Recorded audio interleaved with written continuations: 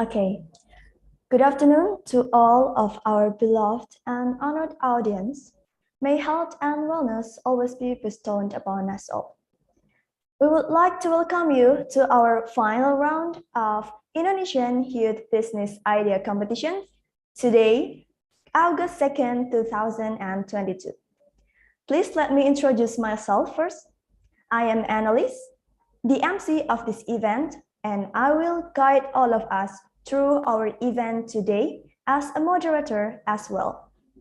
On behalf of the organizing committee, we extend our appreciation for your presence today. First of all, I would like to explain a set of rules and regulations that applies all through today's event. Number one, all audience are obliged to mute microphones all through today's event. Number two, there will not be any handouts that would be distributed to the audience. Number three, all audience are expected to pay attention to today's event from the beginning until the end. And the last, all finalist group are obliged to open their camera and to stay open the cameras all throughout our today's event.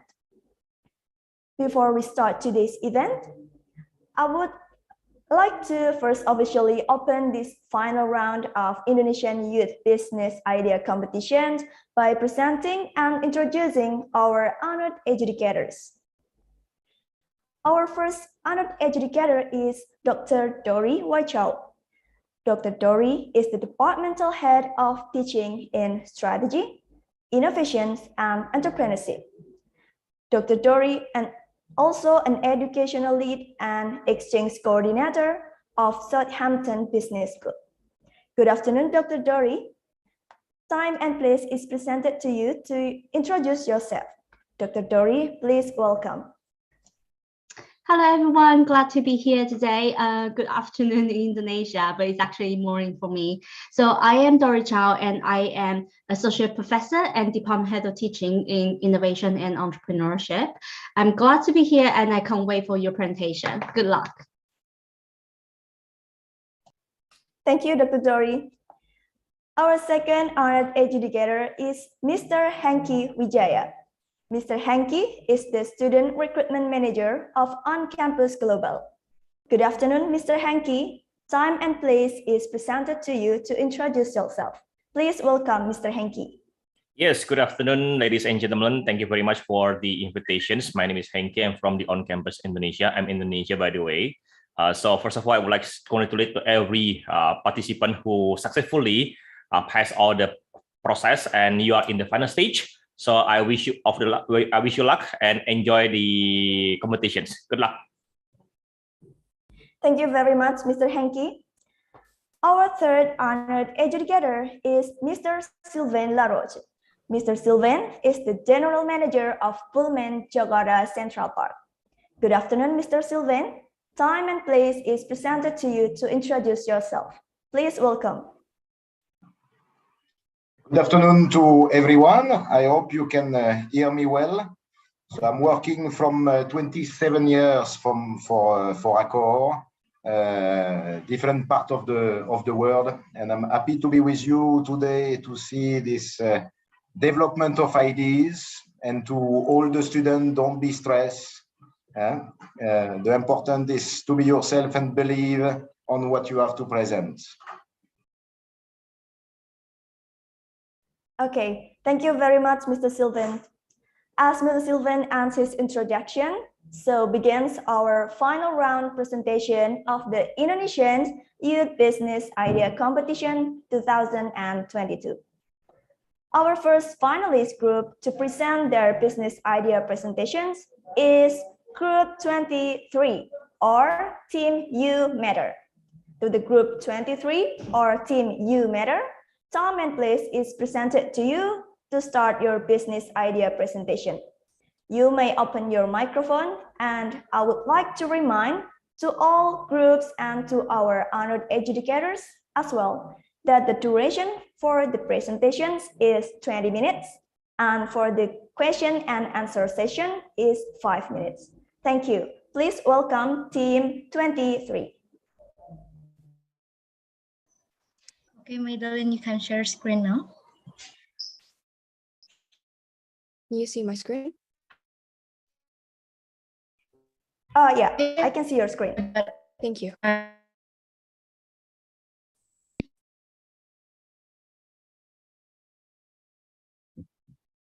Okay, I can see it now. We'll start in 1, 2, 3. Good evening, everyone. We are from You Matter. First of all, before we start this presentation, I would like to deliver a story of mine about my mental health. When I was in 8th grade, I suffered several mental health issues, starting from depression, anxiety, and eating disorder. At that time, I didn't go to any consultation since it was pandemic back then. So I got limited information, and at the same time, it was very, very pricey for me and my family. Well, guys, do you face the same problem as me? Now you don't have to worry about it. We present to you, You Matter, your helping hand in one touch. Okay. So we have 4 core problems that we focus on. And guys, many of you may wonder what is You Matter and what we do. So my partner, Leontina Madeline, going to discuss further about You Matter itself. Thank you, Chloe, for the opportunity for me to explain what You Matter is. So, what is You Matter? You Matter is a company founded in Indonesia with a goal to help the general population with their mental wellness. You Matter is a mobile application that provides psychological services to everyone in Indonesia at affordable pricing. Besides a consultation app, You Matter is meant to become a place for young people to heal and spend their time together. Another goal of our application is to share information about mental health and self-development with Indonesian people. Next up, Chloe will explain to you more detail about our solution. Okay, as what I said, You Matter is all in one app. When I say it is all in one, I really mean it. You Matter has a lot of different features. Starting, first of all, the thing that makes us very unique is that we provide an online community-based networking. So our customers, our users can connect with people who have the same interest, which is mental health. And at the same time, they can also connect with other community organizations such as like Pillar INC.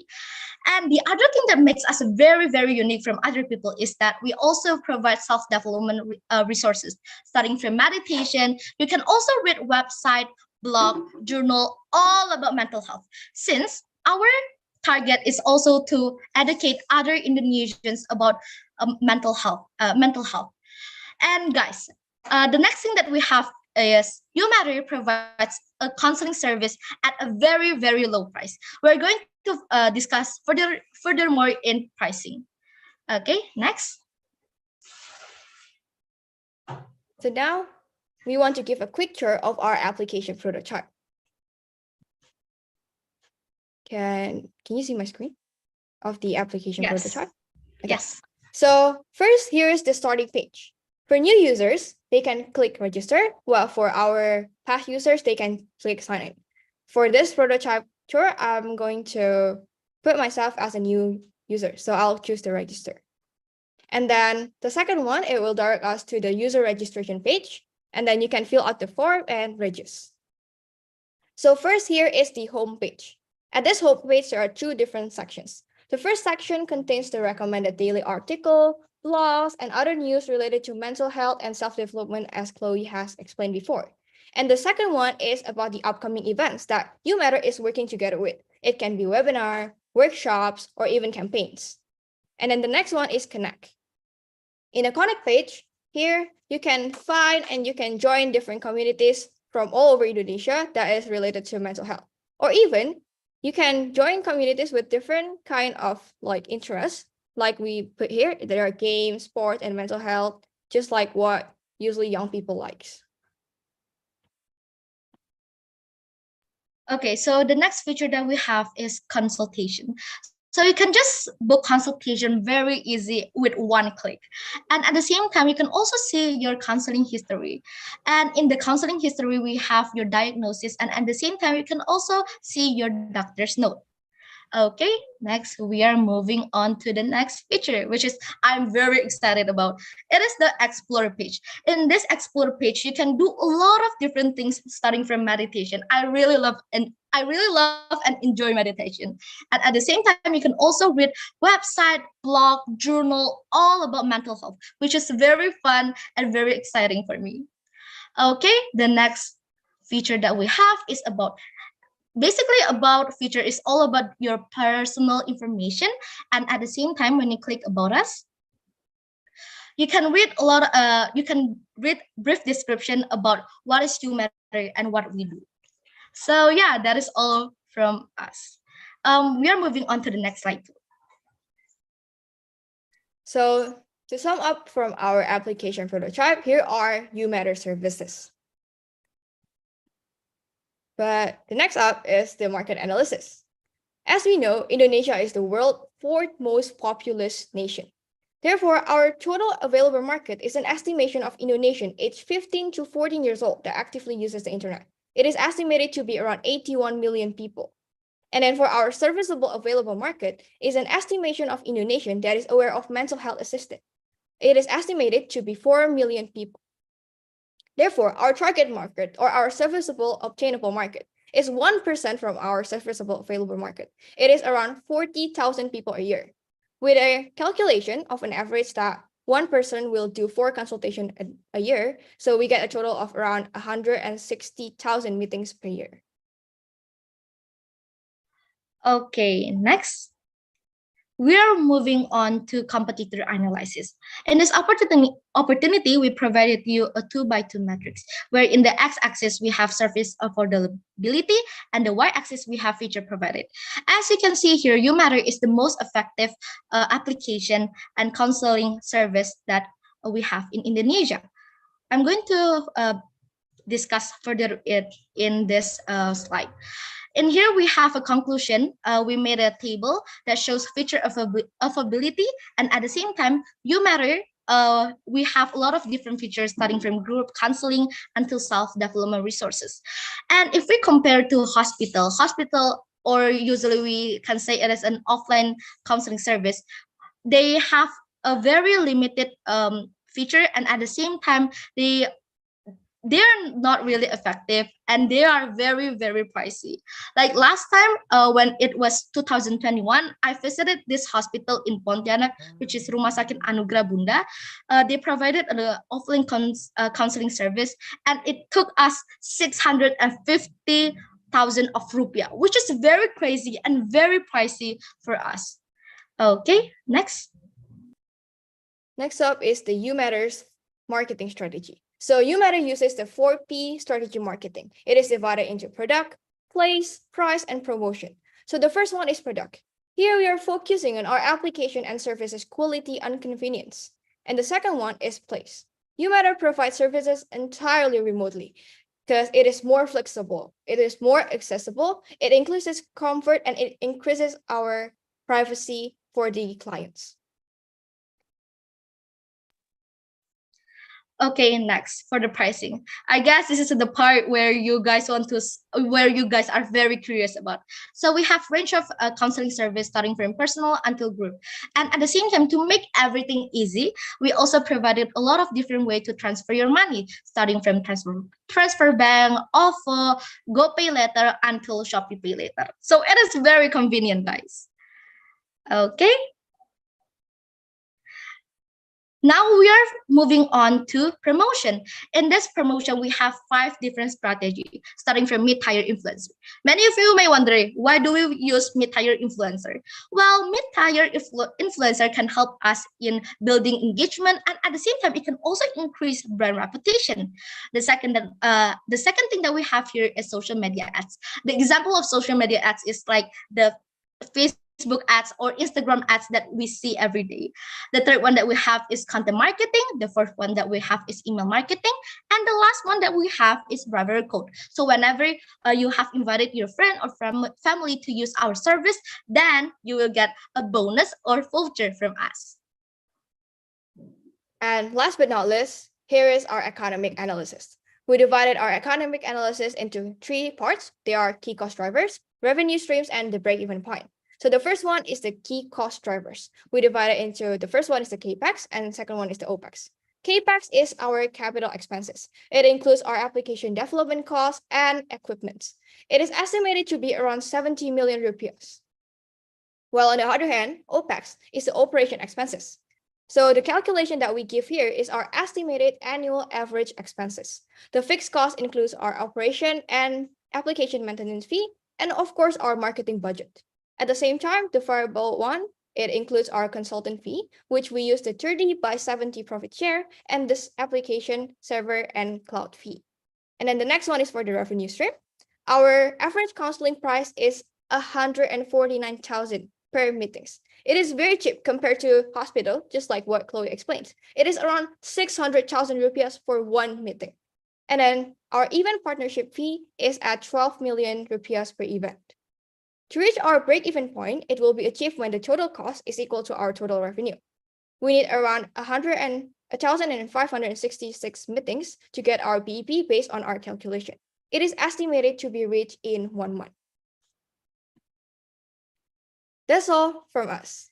We hope that you enjoyed and have fun with us through our presentation. Thank you all.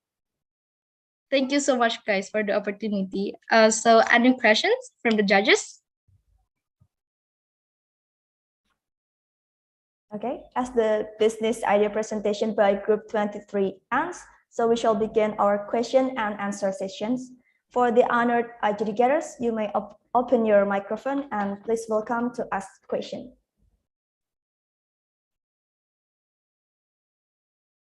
I think I will make a start. So firstly, thank you very much for your presentation, especially like Chloe, thanks for sharing your experience and your very inspiring presentation as well as a whole group. So I just have a question. So I think this is a very important app, very timing app as well.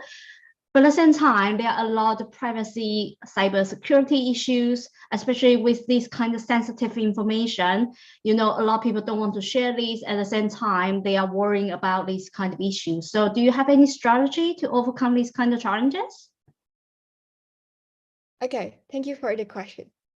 So me, myself, I'm a software engineer and I'm very into technology. So therefore, if we can see from the previous page in the economic analysis, you might realize that our fixed cost and variable cost for the OPEX is really high because we want to make sure that our security, our application, cloud, and everything is secured. Therefore, we want to pay high for our to pay for the best quality cloud and security system. Therefore, we will make sure that our users and clients' privacy and then their comfortness is we will make sure that it's safe with us like that.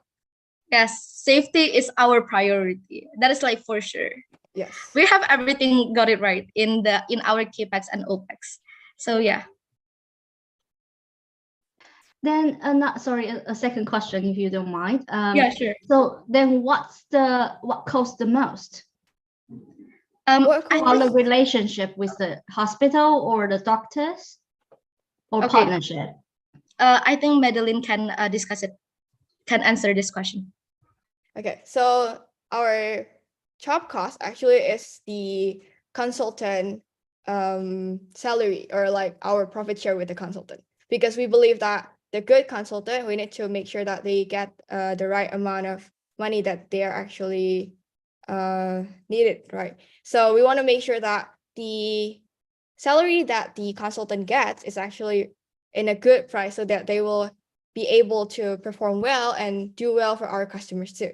So actually, because if you see from our previous page from the market, from our target market, it is around 160 meetings a year. So if you imagine, it's at least there are around 500 consultants that we're working together with. So there are a lot of money that is put inside it. I think that's the major concern of all these kind of relevant services. Of course, you know, that's the major cost. But at the same time, you literally just mentioned that you're going to put in a lot of effort into the development. Then how are you going to cut down the cost? That's my question.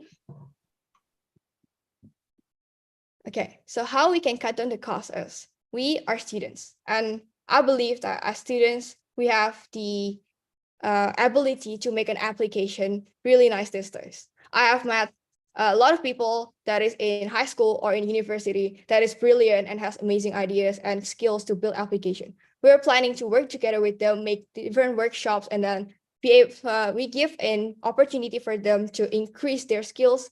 And then therefore, it doesn't cost us much when we work together with like university students or like high school students, because they don't find money, they don't find some salary, they just want the opportunity and the ability to be able to be included in this project. And at the same time, our goal is to do like a youth empowerment. So we want every student to work with us so that Indonesia can be a better place. And it is like we want to maintain education, and at the same time, we also want to, educate other people, to educate students about this skills. Yeah, that is all. Thank you very much. That's all my questions. I have several questions. So first of all, congratulations for the presentation. I personally is really like this kind of apps. I think it's very booming at the moment. Everyone is very well known about the technology at the moment.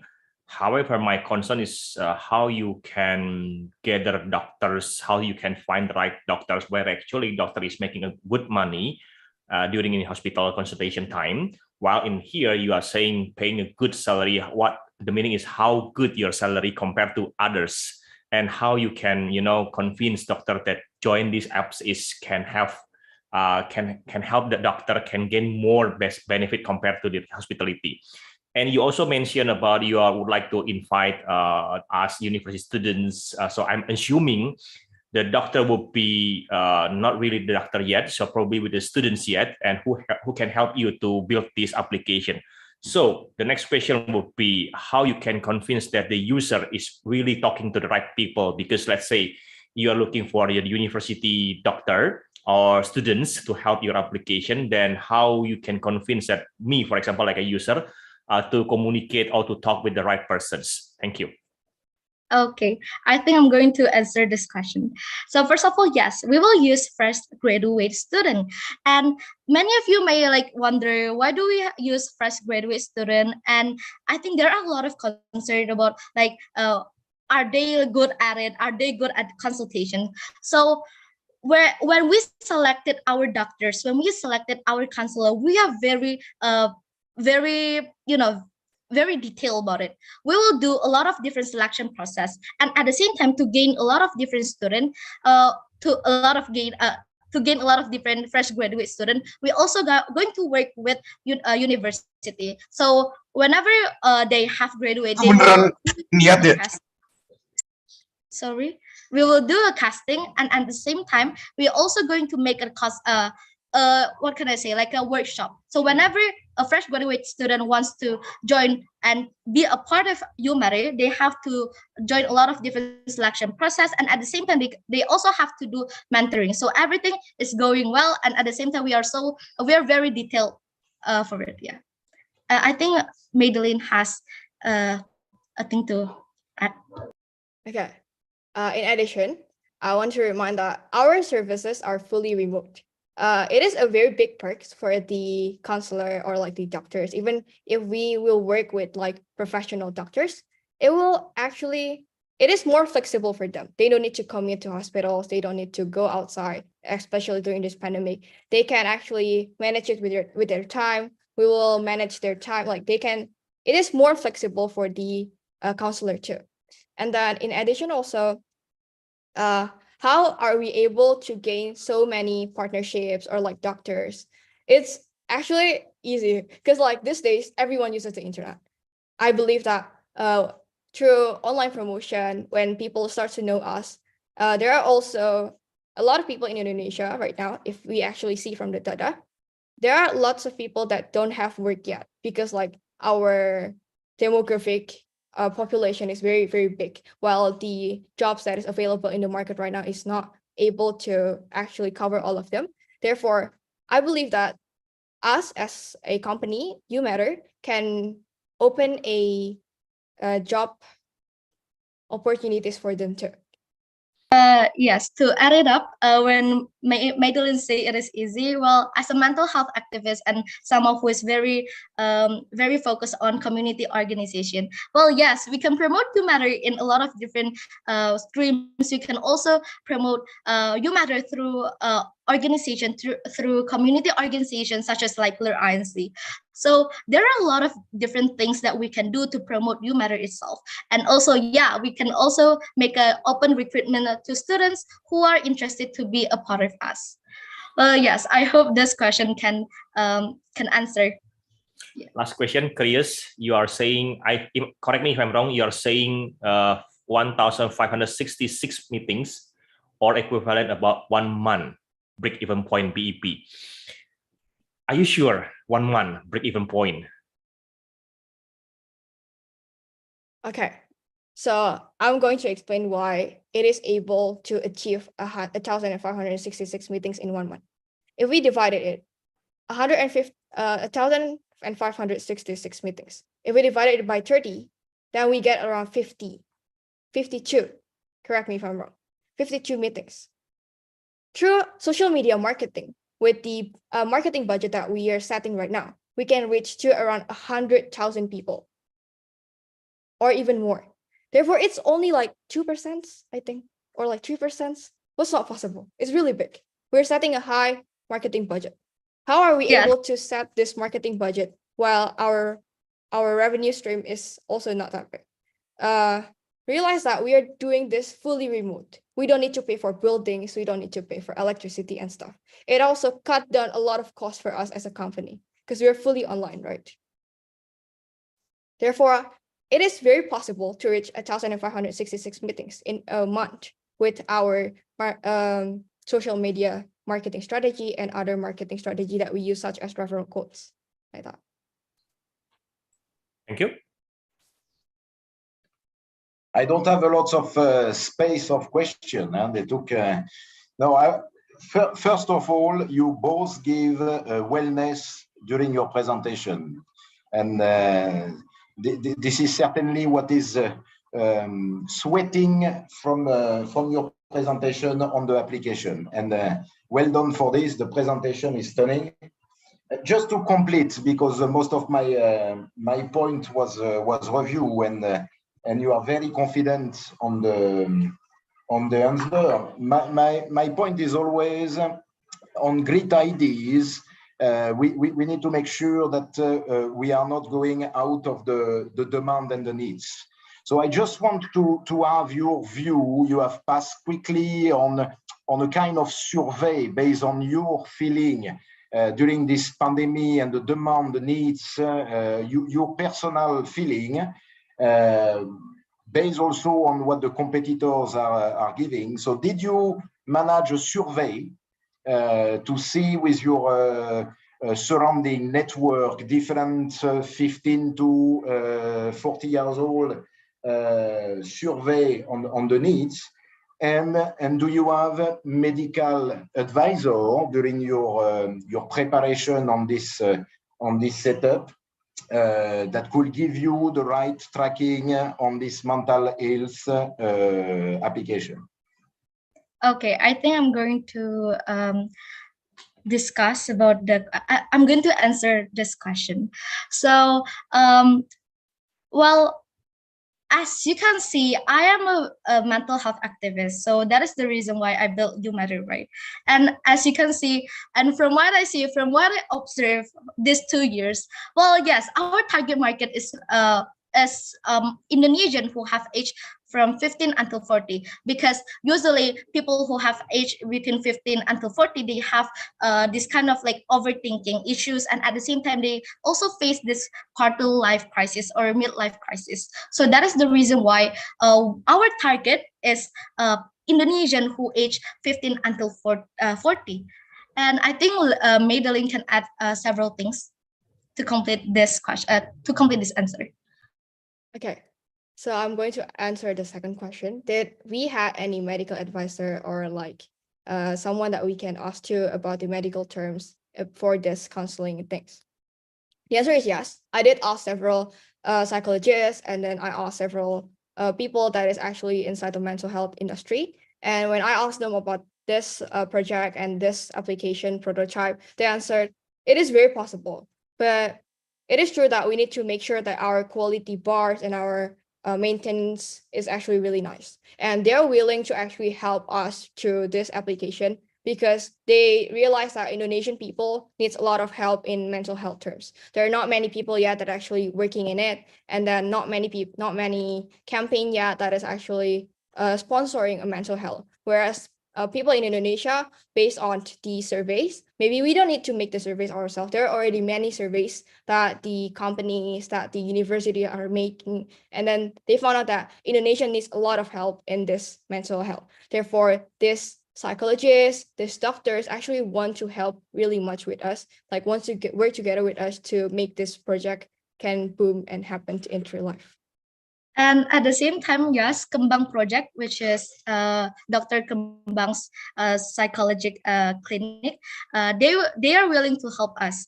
So they will give a free mentoring for our doctor, so that our doctor is on the right consistent, and at the same time, we are very detailed about it, and we are focused more on our consultation doctor. And yeah, so there's an organization that will help and willing to help us.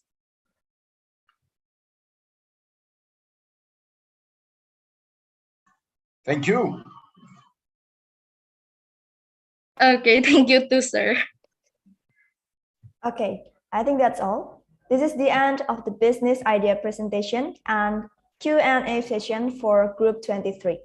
We shall move on to the next business idea presentation by our next finalist group. Our second finalist group to present their business idea presentations is Group 24. To the Group 24, time and place is presented to you to start your presentations. You may open your microphone.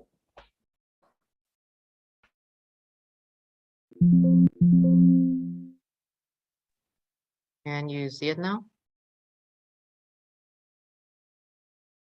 Okay. Good afternoon, judges. My name is Richard Nathaniel Effendi Kurniawan, and I'm going to present my business idea, OMA. First, let's start with the background of the business idea. Last year, I participated in a program initiated by the Sabang Merauke and Merancang Indonesia organization. This program aims to open the horizons of Indonesian children and instill the value of tolerance for diversity. In this program, junior high school students with different ethnicities, races, and religions from all around the world, from all around Indonesia, live in the homes of other families with different backgrounds. However, due to the pandemic, the program was replaced with the Kawan Bersatu program, which is a correspondence program with friends from all over Indonesia who have different backgrounds. I enjoy getting to know and learn new cultures from friends who are different from mine. Apparently, other friends also feel the same way. Last month, I participated in another program, namely Kemenkeu Satu Negeri. This program is a special mission vehicle from the Ministry of Finance of the Republic of Indonesia, led by Mrs. Sri Mulyani.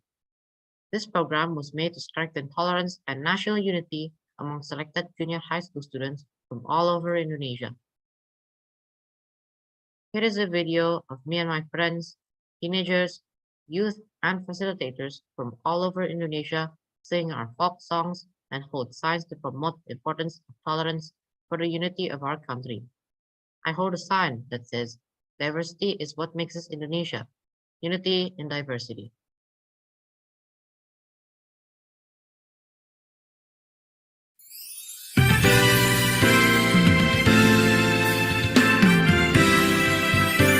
Dari Sabang sampai Merauke, berjajah pulau-pulau. Horas! Darah Titip sangga, si bule sai bahen uru-uruan. Si bule mpong, si bule. Sir mailan sade, dasari sir mailan sade. Tarsongoni dohare, pakotingan daugare. Sajojo, Yuang kau bisa paparat samuna-muna keke, samuna-muna keke. Kuserai, kusaserai, rai, rai, rai, rai. Kuserai, kusaserai, rai, rai, rai, rai. Inang ko bikinnya ke sore, ke sore.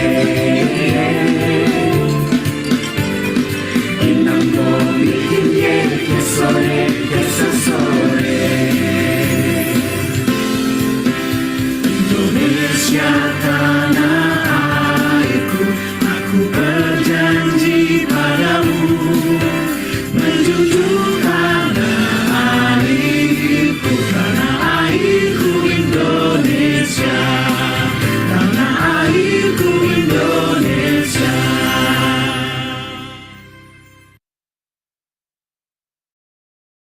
To promote tolerance, we need to get to know and understand each other better. And what exactly can help us understand each other? By opening our heart and home to welcome each other. We can even learn more about each other's culture when we are on a holiday. And if I remember further, I enjoyed my vacation more by enjoying the local culture rather than just staying in a hotel and watching a traditional event that was just reserved for tourists. Then I did a little research, and it turns out that this kind of vacation is the vacation that many people want, which is a kind of homestay, but with access to enjoy the local culture and daily life of local residents in the area. According to Julia Maria Kozłowska, homestay is when tourists live together with local residents in the area where they are traveling. Homestays also offer the opportunity for tourists to live the local life and experience local culture and traditions, but not just providing accommodation. In line with the increasing number of homestays as an alternative place to stay during the holidays, I see that there is a problem. With over 1,700 islands and spread across the Pacific and Indian Ocean, and home to more than 200 ethnic groups with over 300 spoken languages, Indonesia is arguably the most geographically and culturally diverse country in the world. The problem now is that the existing homestays are only being promoted to social media, such as Facebook, Instagram, WhatsApp, and Airbnb, or through manual promotion, such as through brochures and word of mouth. However, these promotions are less effective and does not reach a larger audience. Until now, there is no application that specifically provides trusted homestay marketplace in the homes of local Indonesians for both foreign and domestic tourists. Based on the existing problems, I tried to offer a solution, namely by creating an application as a trusted homestay marketplace in Indonesia, which I named Omah. The term Omah comes from the Javanese language, which means home. This application also has the tagline Omah, where you will be welcomed as family. By providing a homestay marketplace for tourists and homestay owners, you can connect tourists, both foreign and domestic, with local Indonesian communities, promote Indonesian culture, increase tolerance, and advance the economy in the area. This, of course, will also help develop tourism and the Indonesian economy. Now, we will go to the product or service section. The service our business offers is an application which provides a trusted and safe marketplace for both foreign and domestic tourists. Meanwhile, our unique selling proposition is our app provides accommodation for homestay. The owner act as guides and local cultural ambassadors for tourists during their stay. They also promote and preserve local Indonesian culture, involve tourists in daily activities, provide new business opportunities for homestay owners, and provide a new source of income for them. Now, how can this app benefit customers? Our mobile application can benefit customers by tourists can feel the sensation of living in the homes of local Indonesians and the experience of experiencing local events and culture through involvement of the daily activities of locals. The market size I'm aiming for is around 62 million tourists. This number is the total number of foreign and domestic tourists in 2019, which we got from the Indonesian Central Statistics Agency. Assuming that around 0.05% of these tourists are interested in using our homestay services through the application, then the number of tourists we get is around 30,000 tourists. Our market segment covers tourists that have an interest in experiential value, which is a unique and unforgettable valuable experience. Economic value, namely the price of the hotel homestay accommodation, which is quite cheap compared to starred hotels. Knowledge acquisition, namely acquiring new knowledge. For example, how to plant rice, do kecap dance, make batik, and so on. Enjoyment and relaxation, with a relaxed and laid-back homestay atmosphere where tourists are warmly and intimately welcomed like family, it is hoped that they will feel happy and relaxed. Target customers. Our products have three ideal customers, individual or group, namely domestic and foreign tourists aged 15 to 24 years, foreign teenage tourists who are doing a gap year. A gap year is a period that lasts for 1 year before or after college, during which students participate in various activities, such as traveling to see a different world and culture. Foreign or domestic millennial family. Millennial families are one of our target customers because they're more interested in getting an interesting experience. For them, it's more valuable and has a higher value than staying in an expensive and comfortable hotel. Here's our strength, weakness, opportunities, and threats analysis. Our strength is that we are the first Indonesian marketplace for homestays that provides the experience of living with locals. We provide a marketplace of trusted homestays and create standard operating procedures for homestay owners. All transactions are done electronically, so no cash is included during the transaction. We promote local culture by connecting the homestay with a list of events and activities that will occur nearby the homestay selected. We also provide new business opportunity for locals, not as a homestay marketplace only. We provide assistance in developing a homestay agenda and give a customizable homestay experience based on the preferences of the tourists. However, our weaknesses are that the homestay owners may register and copy their homestay program in other applications. Tourists may rent rooms only and do not want to follow the activities as programmed. Homestay owners may not follow standard operating procedures and or marketing programs. The opportunities we have are that homestays is holiday's new trend, and also we have a large domestic foreign tourists. Our business idea also aligns with the Ministry of Tourism and Creative Economy of the Republic of Indonesia's program, Anugerah Desa Wisata 2022. There is also an increase in people's desire to travel after the pandemic. But the threats that we endure are our business idea can be copied by competitors. There's competition from other accommodation providers. The current alternatives that our target buyers are using is Airbnb, Traveloka, Ticket.com, Booking.com, and Agoda. In this table, we have compared our business advantages with other potential competitors. First, the homestay owners will act as a cultural ambassador to the tourist. The homestay owner will introduce local Indonesian culture by including the customer in their daily activities. Second, we allow the tourists to customize their homestay experience based on their preferences. If the tourist wants to stay at the homestay owner's house and experience the local culture, it can be arranged.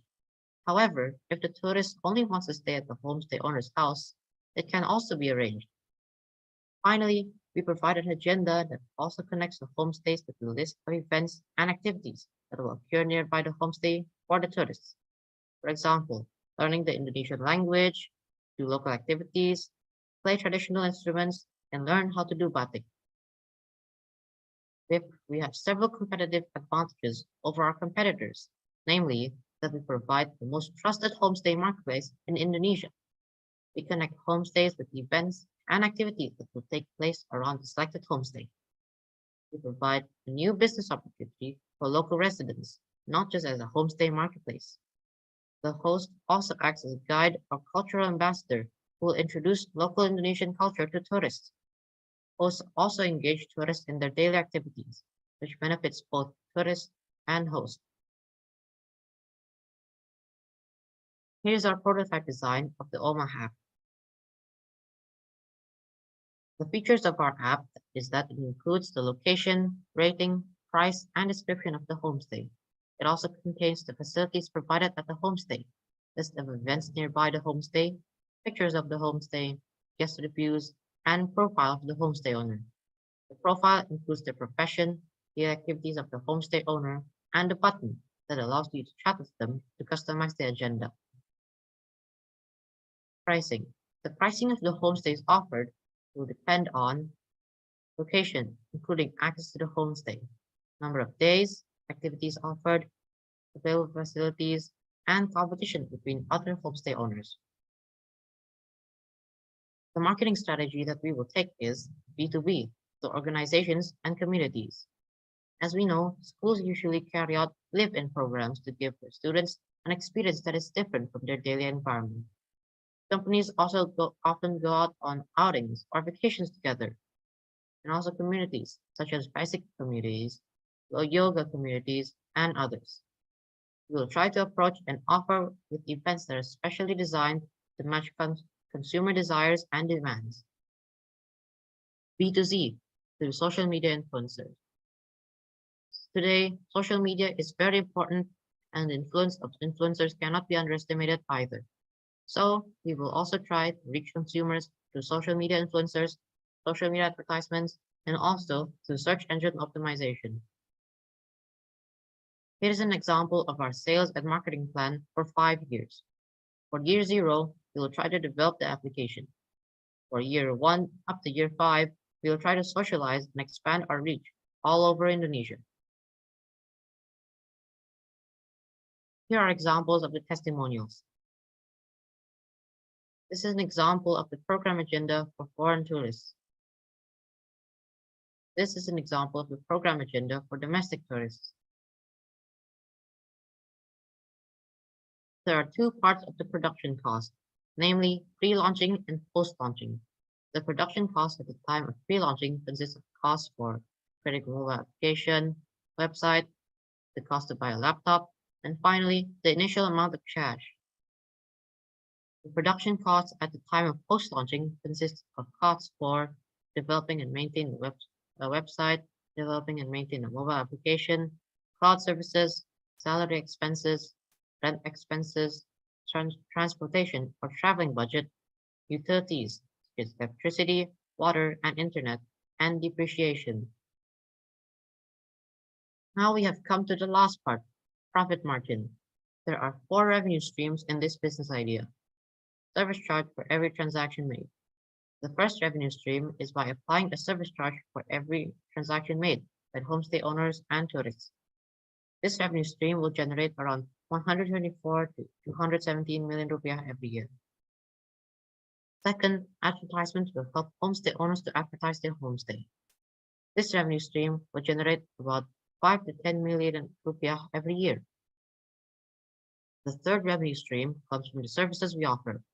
The VIP plan will help the homestay owner to advertise his or her homestay and give a sign to the tourist that the homestay owned by the homestay owner is verified. This revenue stream will generate around 62 to 91 million rupiah per year. Finally, merchandise. This fourth revenue stream attracts money by selling merchandise to homestay owners and tourists. The merchandise can be in the form of a board that reads, "This is Omah of Sir or Madam blah blah blah," for the homestay owner.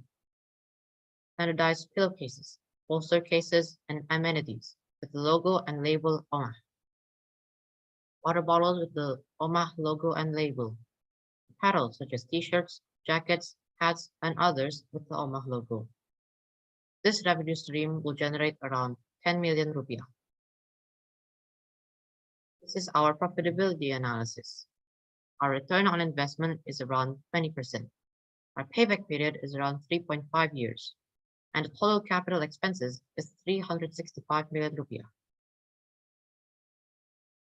This is our revenue stream calculations. This is all about my presentation. If there are any questions or input, I welcome them. Thank you.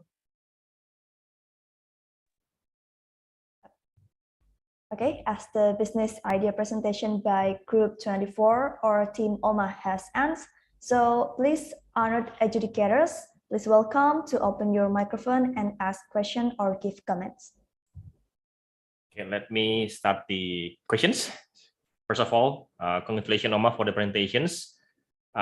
This is a new business model, I believe. I never tried this kind of hotel before or vacation before, but it's quite interesting. However, for my personal experience, people would like to stay in hotel because of several reasons. For example, the hygiene, the security, the facilities, so on and so forth. Since you are collaborating with the local home landlord, how you can manage, how you can make sure that the home landlord actually is follow your instructions, follow your program, because every area has different uniqueness. Since you are applying the uniqueness of that area, so how you can make sure that the guest is actually safe, stay in your place? That's my question. Thank you. Thank you for the question, Mrs. Vijaya. I will standardize our homestay service by creating standard operating procedures for the homestay owners. The procedure requires the homestay owners to use our merchandise, such as the sign, poster cases, showcases, amenities, and etc. The homestay owners also need to provide free Wi-Fi, electricity, daily housekeeping, and laundry for the tourists.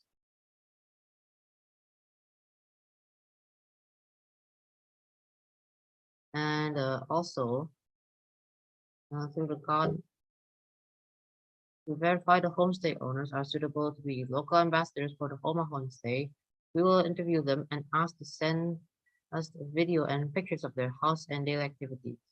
We can also send our specific team to verify whether it is true or not. Thank you. Is there any contingency plan if anything get worse? Because this kind of issue is, you stay and something happen, and what next? I think that's the most important. And it is a good idea, but once you got problem, then they will bounce back your image and everything will ruin everything.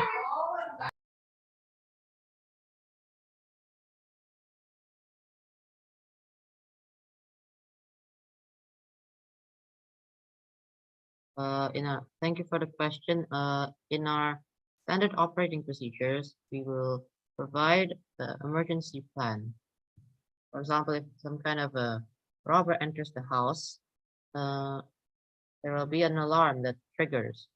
And also, if that alarm triggers, our standing operating procedure states that the homestay owner needs to check whether it is okay or not. Thank you. Thank you. So Richard, thank you for the presentation. I could spend hours to discuss with you on this because I'm a bit in the same business, right? So more than really a question, and to jump on the previous question, it's a big mountain setup you are attacking. On the responsibility involved, as you was saying, the risk. And if you remember Oyo, who tried to set up a kind of similar global umbrella to sell homestay like this, starting from India, coming in Indonesia, in different countries. Their problem was that they was developing, and finally getting a lots of problem behind. So my point is more on your financing and the importance of all the marketing and communication.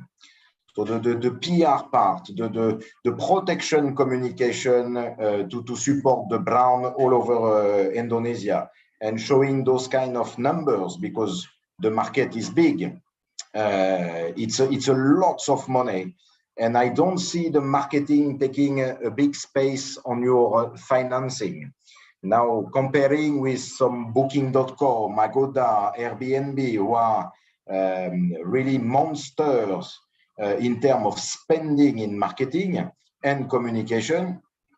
So how you differentiate yourself compared to those competitors, how big they are, and do you have this value in mind of the gap in terms of marketing and communication costs?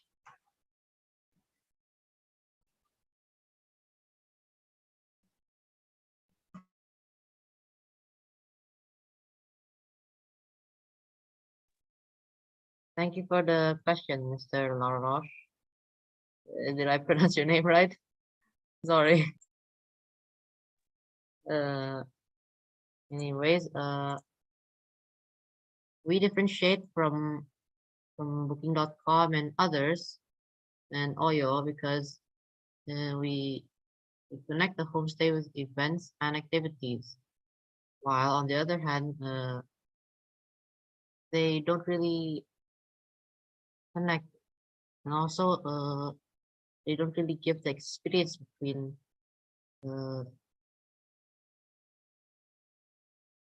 sorry, I'll restart. The homestay owners act as like culture ambassador to the tourists. They represent Indonesia and show that Indonesia has many different cultures that the homestay owner wants to show. Yeah, we also minimize. About your question, we minimize our marketing expenses by using online services instead of on-site. Thank you.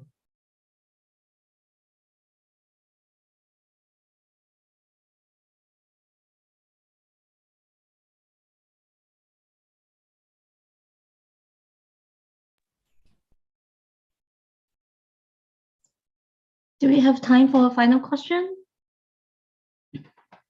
Yeah, please welcome Dr. Dory. Yeah, okay. Thank you for the presentation. I really like this idea. I think it makes sense as well. I feel I learned something about Indonesia too. Especially you're having so many islands, and it's very different from other destinations in the world. For example, you can see a lot of bloggers sharing their experience in different countries, right? Particularly in major cities, but for Indonesian, maybe they need something more personalized, more customized as well. But then that add a lot of concerns, for the traveler as well, for the homestay owner as well. For example, if they are taking care of these travelers, right? Making such like very good schedules. I can see your very well structured schedule as well. But does that mean you need to consider safety of the traveler and also insurance? Do all these add up to the cost?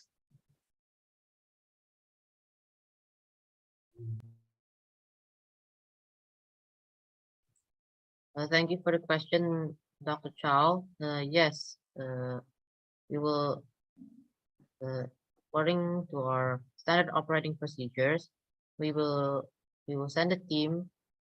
We will ask them to send a video about the house and everything, and then we will send a team to verify whether it is true or not to ensure the customer's safety. Thank you. Okay, thank you. Okay, this is the end of the business idea presentations and Q&A sessions for Group 24. We shall move on to the next team. Our third finalist group is Group 22, or Team PT Purnomo Indonesia. Okay, for Group 22, time and place is presented to you to start your business idea presentations. You may open your microphone.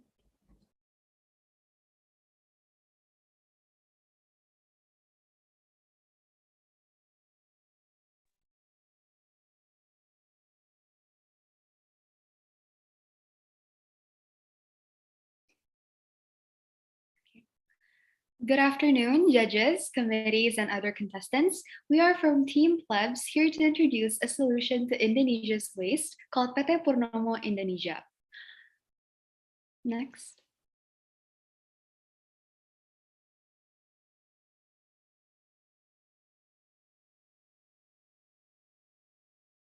Our team consists of me, Sarafina Aurelia, Angelica Krista Purnomo, and Maria Kilana Yolodi.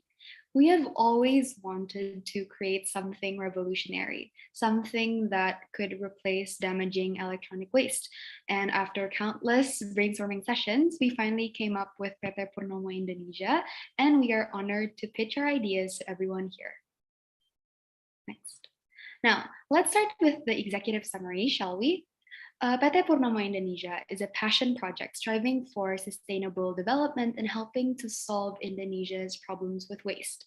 In our current situation, electronic waste is also a big problem here as it takes a long time to degrade and is harmful to the environment.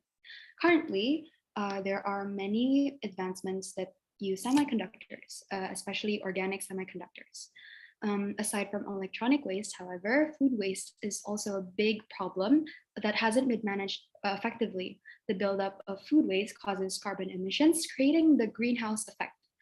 Besides that, the high demand for animal feed has caused trouble for many farmers as prices increase. As the solution, we decided to create a company that extracts chitosan from dead black soldier flies and makes animal feed from dehydrated black soldier flies larvae. The chitosan will be mainly sold to electronic companies in powder form. By creating this company, we will also be able to consistently cut down on food and electronic waste while also creating a more sustainable product. This also gives us an opportunity to open up a new market centered around biodegradable technology and provide farmers a cheaper but high quality feed. Now, a good presentation would not be complete without a strengths, weakness, opportunities, and threats analysis. So to start from our strengths, our chitosan is the solution to semiconductor shortages. With easier to access materials, semiconductors can be produced more cost effectively. Secondly, our chitosan originates from black soldier flies, not harvested crustaceans. And thirdly, we will also be able to reduce food waste. On the other hand, however, our weaknesses includes having to create a new market, which makes it a high risk and high reward business. So it is imperative that we have another plan to allocate the chitosan to other companies, such as cosmetics and pharmaceuticals. In addition, there is a higher chance of fly production than estimated. Not to worry though, because all production processes are under the care of our experts and specifically designed machinery. We are also excited to be able to expand our market to other industries that are mentioned before and sell our dried black soldier flies as animal feed. Lastly, there might be external companies that are not looking to be more environmentally conscious. While that might be out of our control, what is in our control is our goal to achieve sustainability with low costs. Okay, so what is the problem here? Well, there are three problems that we're currently concerned about. The first one is electronic waste. One of the easiest examples of semiconductor use is in our electronic devices, and they use polymers as their main ingredient. Well, the most common polymer we need is artificially made as it's cheaper and also durable. However, they all take a very long time to decay. Second, we have food waste. Indonesia is one of the biggest food waste contributors in the entire world, sourced from industrial factories. The number of food waste also increases each year with the rise of food trends. Our food waste creates gas emissions, creating greenhouse effect on our planet. And the last, we have livestock fodder. Indonesian farmers are having trouble feeding their livestock as fodder supplies are unable to produce a huge amount of food in such a short period of time. So, what is the solution? In regards of the problems above, we have made a solution to create a sustainable chitosan semiconductor that is also biodegradable. Indirectly, we are also reducing food waste by sourcing the chitosan from black soldier flies. Black soldier flies are able to reduce food waste as their diet consists of food waste such as ground coffee grounds, fruit peels, etc. They're then also processed to create chitosan, a biopolymer that is used as a sustainable semiconductor alternative that can dissolve easily. In addition to all of that, black soldier fly larvae can also be used as a fodder and a fish bait. Next. In 2021, the chitosan market size reached USD $9.65 billion. This industry is estimated to expand by another 24.7% during 2022 until 2027.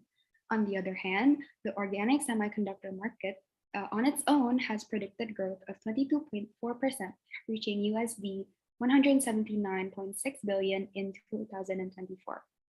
On the right side of your screen, we have shown the market segmentation of chitosan divided by source, region, and application. Current alternative target buyers. It is important to note that chitosan is very commonly found in our day-to-day lives. It is very commonly found in wastewater treatments, pharmaceuticals, cosmetics, as well as food and beverages. Chitosan as a wastewater treatment is mainly used for water purification. In the pharmaceutical industry, it is a natural ingredient that replaces toxic compounds. In the cosmetics industry, chitosan is frequently used in skincare to improve its efficacy. And lastly, chitosan has also been approved by the FDA, by the US FDA, as a safe food additive. Now let's talk about our competitive advantages. Our strength relies on their production process and the qualities of the chitosan itself. Because it originates from black soldier fly, all of our products are sustainable and biodegradable. They eat food waste and are traceable as we only use certain food waste from specific factories and areas. As a result, we ensure that the chitosan we produce is of high quality. As you can see, the first table here is Purnomo Indonesia's product, the A is our competitor, and the B is also one of our competitors. Based on our research, we also discovered that there aren't many companies in Indonesia that sell chitosan from black soldier flies. In fact, we only found 2 companies that sell chitosan in general. We then compared all 2 companies with us, and here's our position in comparison to their price, sustainability, market opportunity, raw material, and product performances. We set the price to 520,000 rupiah, which is cheaper compared to other chitosan products as they cost around 600,000 rupiah. However, our product's performance is higher than the rest as we gave specific fodder for the black soldier fly, maintain the black soldier fly intensively, and use a high-quality machine to produce first-grade chitosan. All of our production processes are also sustainable and fit with the concept of circular economy as we help decrease food waste, reuse all of our materials, and also create biodegradable waste in the semiconductor business sectors. Our company will be producing 2 main products, both made from black soldier flies. First is the dead black soldier flies that will be turned into chitosan and subsequently sold to organic semiconductor companies. Next, our second main product will be made from black soldier fly larvae, which will be dehydrated into animal feed. Our main ingredient for both of these products is black soldier flies. Black soldier flies are known as one of the most beneficial flies in the world and are considered as a decomposer, meaning they break down organic waste. They can go up to 16 millimeters, have an appearance similar to a wasp, and can live up to 45 days. They mostly live in tropical and subtropical climates in the Western Hemisphere and Australia. The female itself can lay up to 206 until 639 eggs at a time, which will hatch in 4 days. These flies have many beneficial properties such as high calcium, protein, and fat content, making them suitable for animal feed. Other than that, black soldier flies are also known to be used in pharmacy and cosmetic needs. Next. Before we get into our main products, I would like to explain some of the core concepts that make up our product. The first is regarding chitosan and organic semiconductors. Chitosan is a deisolated derivative product of chitin, an abundant natural aminopolysaccharide biopolymer. Chitin can be found in exoskeletons of crustaceans, insects, and fungal cell walls, which can then be turned into chitosan by enzymatic or chemical deacetylation, the process of removing acetyl groups and substitution of reacting amino groups. It is mostly used in pharmacy, cosmetology, and also distribution. Organic semiconductors are solids made out of high conjugated oligomers and polymers. They're made out of conjugated polymers, which are polymers with single and double bonds in their backbone. Currently, organic semiconductors have been on the rise as a replacement for inorganic semiconductors because of their lightweight, low production costs, low temperature processing, mechanical processing, and also the abundant availability. With these two concepts in mind, we believe that companies can substitute the polymer in organic semiconductors with chitosan from black soldier flies, making them more biodegradable while also ensuring reliable and abundant source of chitosan. This will also align with our goals. By using black soldier flies, we're reducing the amount of food waste and the amount of electronic waste. Next. The process of obtaining the chitosan starts by collecting exuviae from that black soldier flies. These then need to be deprotonized using 2% sodium hydroxide solution.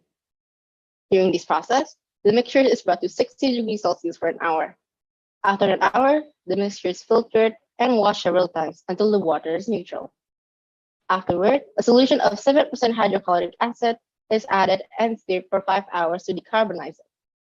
Then the mixture is washed and filtered again until the water is neutral. After this process, the exuvia has turned into ketone. Then, 50% of sodium hydroxide is added and kept at 120 degrees Celsius for 2 hours under reflux. Next, water is added and filtered until the water is neutral. To bleach chitosan, a solution of 35% hydrogen peroxide is added at an alkaline pH and at a temperature of 16 degrees Celsius, then mixed for 12 hours. This process then results in high-quality bleached chitosan. Lastly, the chitosan can be ground into powder for easier use. Next is our second product. For this one, we found more ways of black soldier flies can be used outside of technology. Our research has shown that many farms use black soldier larvae due to their high nutritional value. It can consist up to 50% of good protein, 35% of lipids, and amino acids, similar to fish meal, which make it suitable feed for poultry, fish, some pigs, and shrimp. But whether or not black soldier fly larvae can fully substitute a meal will depend on various factors. Nevertheless, black soldier fly larvae are still a highly recommended and cheaper feed for animal. With this concept and taking into account the potential surplus of flies due to the high amount of eggs laid each time, we will set aside approximately 95% of each month's larvae so they can be turned into animal feed. To achieve this, the larvae will be first washed at least 2 times, and then submerged in hot water, then dried. The larvae are then put into a dryer until it's completely dry. This process will produce a high-quality dried black soldier fly larvae while also retaining their nutrients. But what benefits will our buyers get if they purchase our product? Currently, there are not many black soldier flies farms in Indonesia, especially ones that focus on chitosan specifically.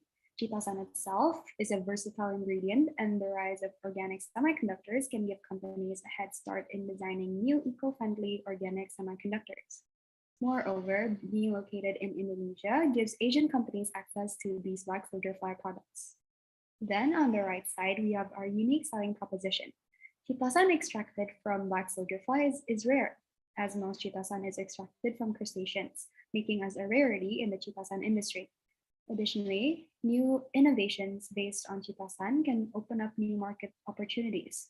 And finally, by using products made from black soldier flies, we are constantly promoting a circular economy by taking waste and creating something new and beneficial. Our purchase motivation. While there are varying sources of chitosan with more frequent use, chitosan from seafood is sourced from factories that unfortunately harvest these marine resources.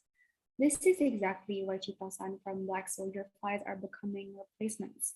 As black soldier flies consume food waste, we have a chance to promote circular economy as mentioned before, therefore producing high-value products with waste.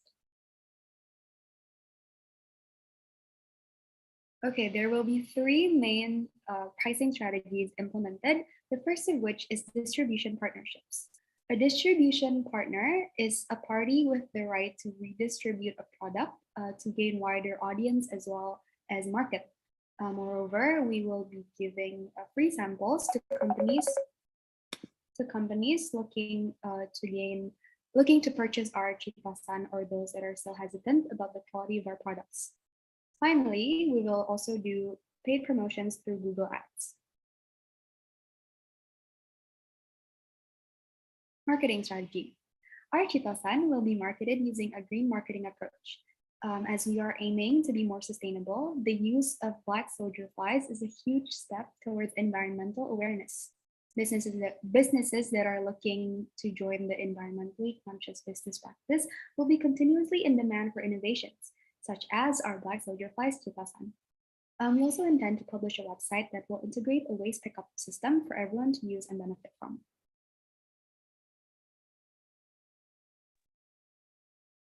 Next, I'm going to talk about our financial projection. We divided our finances into 3 different sections, in which each section contains different types of items we need to run our business. The first thing we have is assets. Assets are items owned by the company, used for a long time, and it's an essential equipment needed to run our factory. Machines, wearing equipment, and building are also included in the assets. The second part is employees. Apart from the regulatory structure, we mainly need entomologists who are familiar with the black soldier fly, chemists to make sure the concentration for each region is accurate, and insect farmers who will help us to breed the black soldier fly on a daily basis. The last section is production costs, which we divided again into 2 different parts, which is raw material and manufacturing overhead.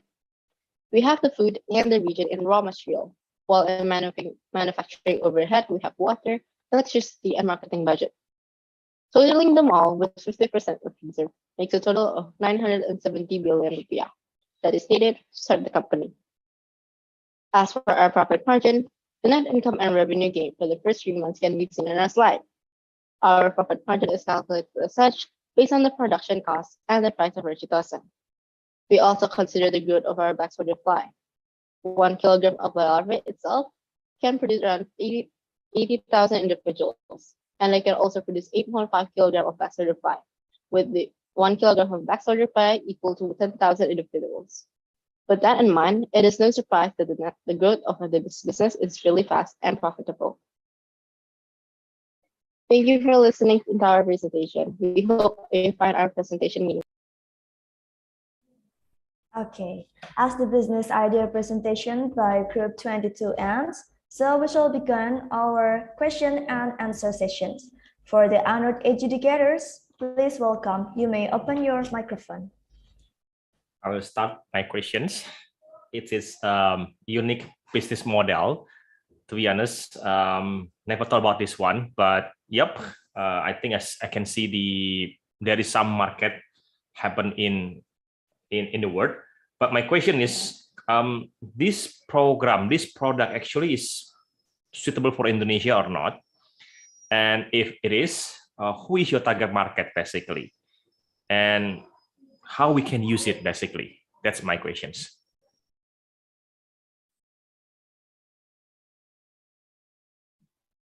Okay, thank you so much for the question. So we believe that this product is actually fit with Indonesia. As we all know, semiconductor companies are actually starting growing, and some of the semiconductors are also produced in Indonesia. And this is why we produce chitosan, because after we produce chitosan, they can use our product and eventually use it to create a more biodegradable semiconductor. Thank you.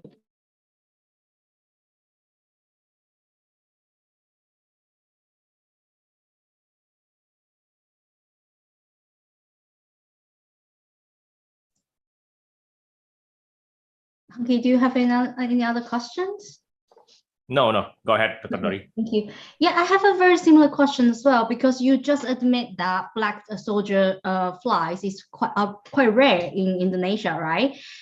Of course, you can still have a business in Indonesia, but have you looked into what's the best place to establish maybe the factory? Have you looked into that?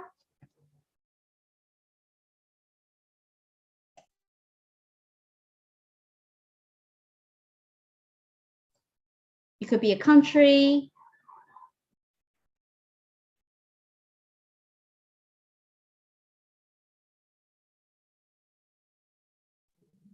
I'm sorry, do you mind to answer the question? I can't hear your voice.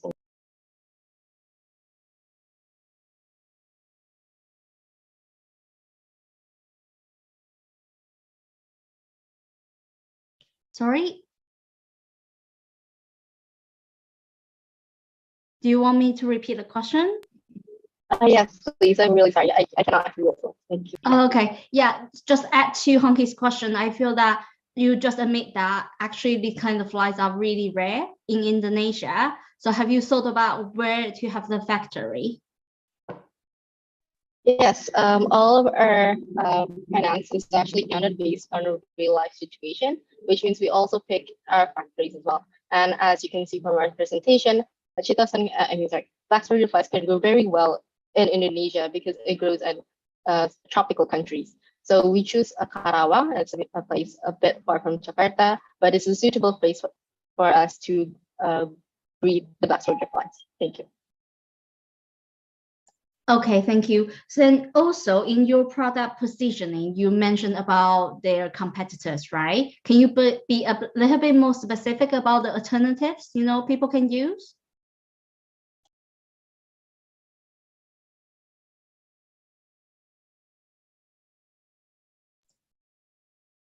In your product positioning, you only put down A and B. You compare these with A and B. What are A and B? Okay, so ANB is actually a company that also sells chitosan in Indonesia. The first one, I believe, is Biochitosan. It's called Biochitosan Indonesia. They also sell similar products to chitosan with us. However, they only sell chitosan from crustaceans, meaning that they don't actually feed black soldier flies. And for the B, it's also a company called, I think it's called Chitosan as well, if I'm not mistaken. And yeah, both of them actually sell the same product with the same raw material. Okay, thank you. And one final question. So in your pricing strategy, you think about partnership, free sample, or promotions, but what about the cost?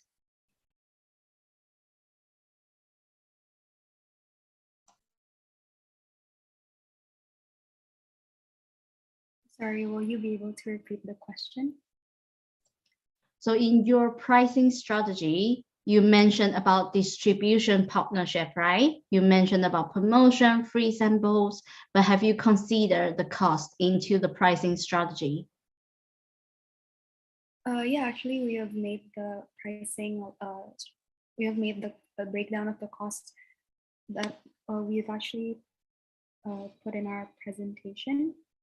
Yes, but I'm asking because that's missing completely in your pricing strategy. So in your pricing strategy, you didn't consider about the cost? No, we actually consider it. We put it in the, I believe it's the manufacturing overhead. Yeah, we put marketing. Okay, thank you.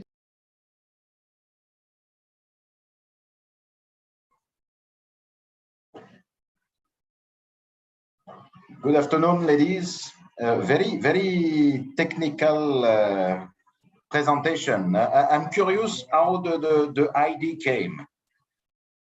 Krista, how the ID came on this sustainability treatment through this fly? All right, thank you for the question. So I first found out from this idea actually came from Lana. She basically gave us an idea about having a sustainable company, and our first idea was actually not this black soldier fly, but it's a biodegradable. I think it's a biosolar. Yes, biosolar. Yes. But we thought that the biosolar is a bit too hard, and it's not really suitable because we're changing. We're not going to use biosolar in the next 10 to 15 years, but we're going to change it into electricity car because electric car is, it's on the trend right now, and it's getting better and better over the years. So we decided to find another solution, and we came up with this flies. We found it in the internet and from a company in Singapore called Insecta, and we think it's really interesting. So we decided to adapt this and create chitosan from it. Thank you. So if I heard well, you took the idea from the farm in Karnataka in India, right? No, from Singapore. Singapore. Yes, Okay. that's correct. Okay. So me, because I'm learning a lot with you this afternoon, and to be honest, I didn't understand 100% of the presentation, but just on one thing and on the financial projection or numbers, because you pay back in a period of 2 months, and I have difficulty to see sustainability payback on 2 months. Did you took in place or in consideration the slow treatment? It's going through animals like this to do the waste treatment is a very slow and technical setup. The farms that have been started in this kind of treatment in America or in India a bit more recently, they are taking a long time to set up and a long time to start to really produce. So did you took in place, or did you consider the first month the farm already running and then immediately producing? Yes, actually, the black soldier flies themselves, they reproduce very fast at very fast rates, and we have prepared several measures to help control the population of the black soldier flies. First of all, the room where they're going to be bred in is going to be divided into several sections, and in every third month, we will be able to sell the black soldier flies larvae to farmers for animal feed.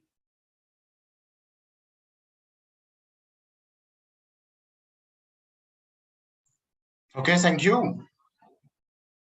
Thank you, sir. Okay, this is the end of the business idea presentations and Q&A sessions for Group 22. We shall move on to the next finalist group. Our fourth and the last finalist group to present their business idea is Group 4. To the Group 4, time and place is presented to you to start your presentations. You may open your microphone.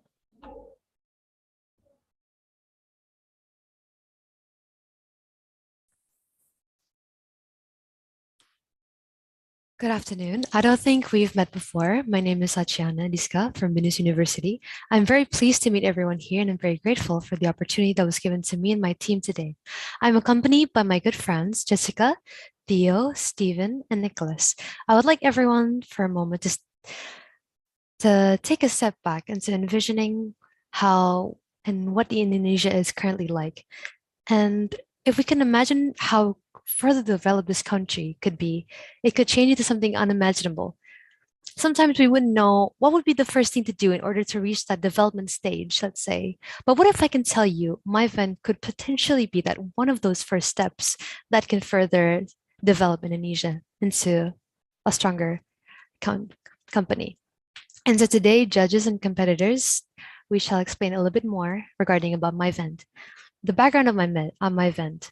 Since the COVID pandemic-19, a lot of businesses went bankrupt and not many could be able to survive in the market due to the lockdown, which has made like a lot of people very afraid and to come in contact with others and even to start their own business. However, now the conditions have improved, and my event wanted to provide some opportunities for business people who want to start maybe a small business, that they can use a vending machine that will be designed according to the business needs. Because selling you using a vending machine will cost less than renting or buying a store. Let's say you own a small clothing brand or even a coffee shop. You wanted your coffee shop to be tasted in many other places in Indonesia, but you do not have the much money to create or have another outlet in another place. Well, my van could be potentially could be the answer for that. Please go next.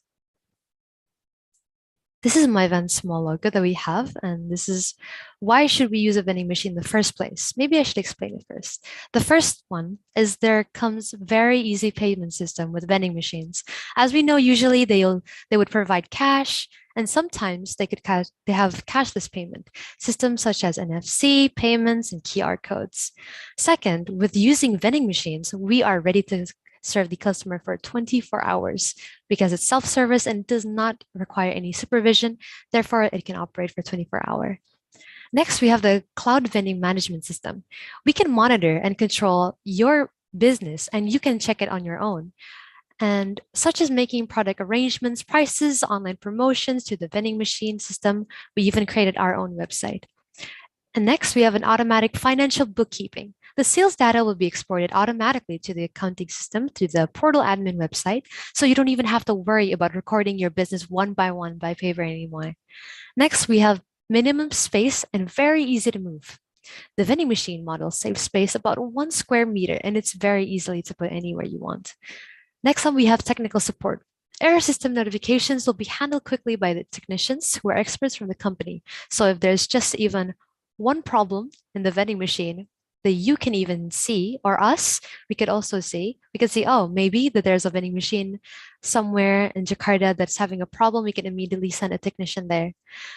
Next one, last one, is we have the security features. There will be some small CCTV cameras that will provide alarms, and we will get notifications to the owners and the companies in case of a fatal thief or destruction of the machine.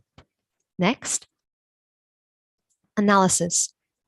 Next, we have the market analysis for the customer segmentation, which will be new business people, offices, schools, universities, hospitals, and much more. The users, anyone could potentially use vending machine, which is a little instruction, and that's it. Anyone can use it. Target market, well, our target right at the moment is sales or rental target of 100 units per year. Next, the SWOT analysis. As we can see for the strength, the payment system is very practical because it uses the cashless method and it also has the cash method, just in case if someone totally forgot to put their card at home or only has cash. As we know, it saves time and space, the automatic financial bookkeeping, the computer-based inventory control that makes it so much easier for all of us, the adequate security features, the vending machine that can change locations easily, and of course, ready to serve customer for 24 hours because there could be a chance where your favorite restaurant is closed at night. So, but don't worry about our vending machine, 24 hours. Next. Weakness. It might require a large power source, or there could be some system errors on the machine, and it requires skill maintenance, but it could easily be fixated. And some say that it didn't, and some research that I've read, it did not need as much as power source as we think it does. So it's all right. Next, the opportunities. As a new distribution channel using the advanced technology implementing, and the concept of instant lifestyle and helping companies to take advantage of vending machines, such as buying and selling facilities, such as vending coffees, machine, and offices. We could easily expand this. Next, as we can see, let's say you were having your store on maybe somewhere on Java. Next. But with our vending machines, let's say you can put it in Kalimantan on, go back, thank you. But with us, you could potentially put anywhere you want. Maybe if you were in Jakarta, you want to put it somewhere in Sumatra, Kalimantan, and maybe if one day we have further advanced, we could go even into other countries, other neighboring countries. Next. These are the threats. There could be some theft or some kids wanting to mess around. And there are also competition. The individuals, the merge of the vending machine competitors with the same or similar concept. Next. These are MyVend's features. As we know, for MyVend, we would have a feel free to customize your own vending machine into how you would imagine it to be. We also have a high technology with touchscreen and LED and non-cash payment. Next up, we have fast and time efficient 2 users and 1 vend, which is our newest prototype. An alert system connected direct to the company and mini CCTV camera, easy to control everywhere. But as for the normal vending machines that we've experienced before, you wouldn't be able to customize your own vent. You would have to choose one with their own design, or you would order using a bun and only cash payment at some point. And one vending machine could only potentially have one user at a time. And technical must visit the location to fix the machine, as in you have to check it, make sure if it's something's broken or not. But with us, we only need just a tap or a neural system in our phones. Next. Competitors. We've had Zumungu vending machines, Vending Group, Connect Vending, and the Askoyan Vending. Next. This is the business model candidates. The key partnership having the suppliers, made vending machine, technical vending machines, IT, we would work with GoPay, OVO, or any type of e-wallet there is. And of course, we would work with Flash or maybe e-money.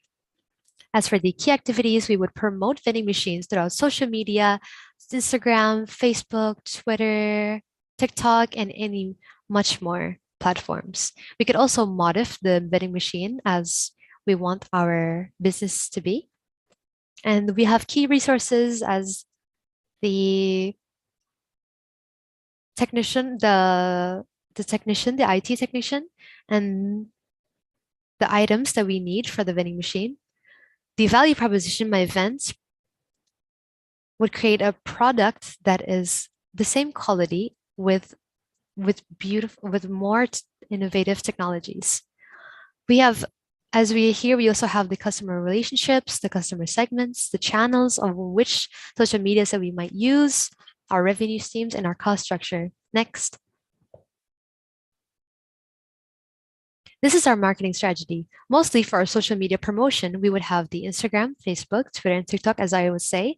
And also, if there was any bazaar or any event, if you heard like recently, let's say there was the very big event in Sinai Park, we could have our vending machine placed there, or any other events in that matter. Third, e-commerce, we could show in Tokopedia or Shopee. And fourth, we have our own website. Next.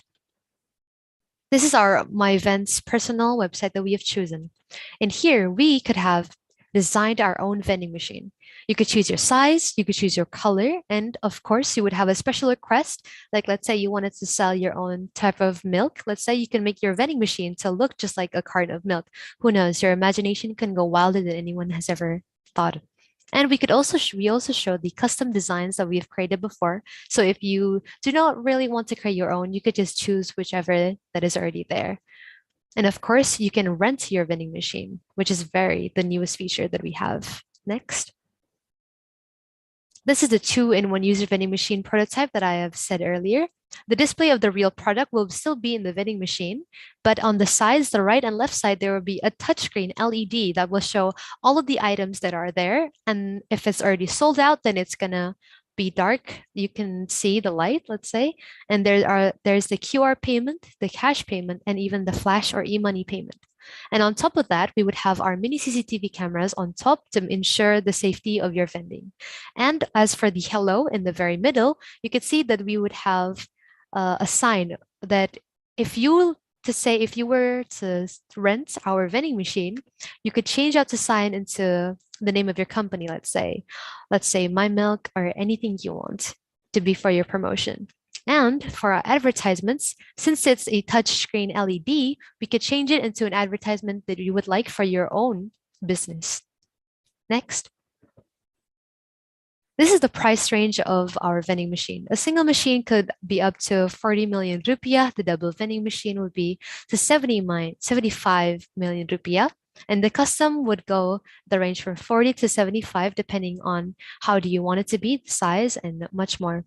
But as for the new business owners, I would like to try out to spread out their business worldwide, let's say, or in anywhere in Indonesia, we would have the rent vending machine that's 5 million per month.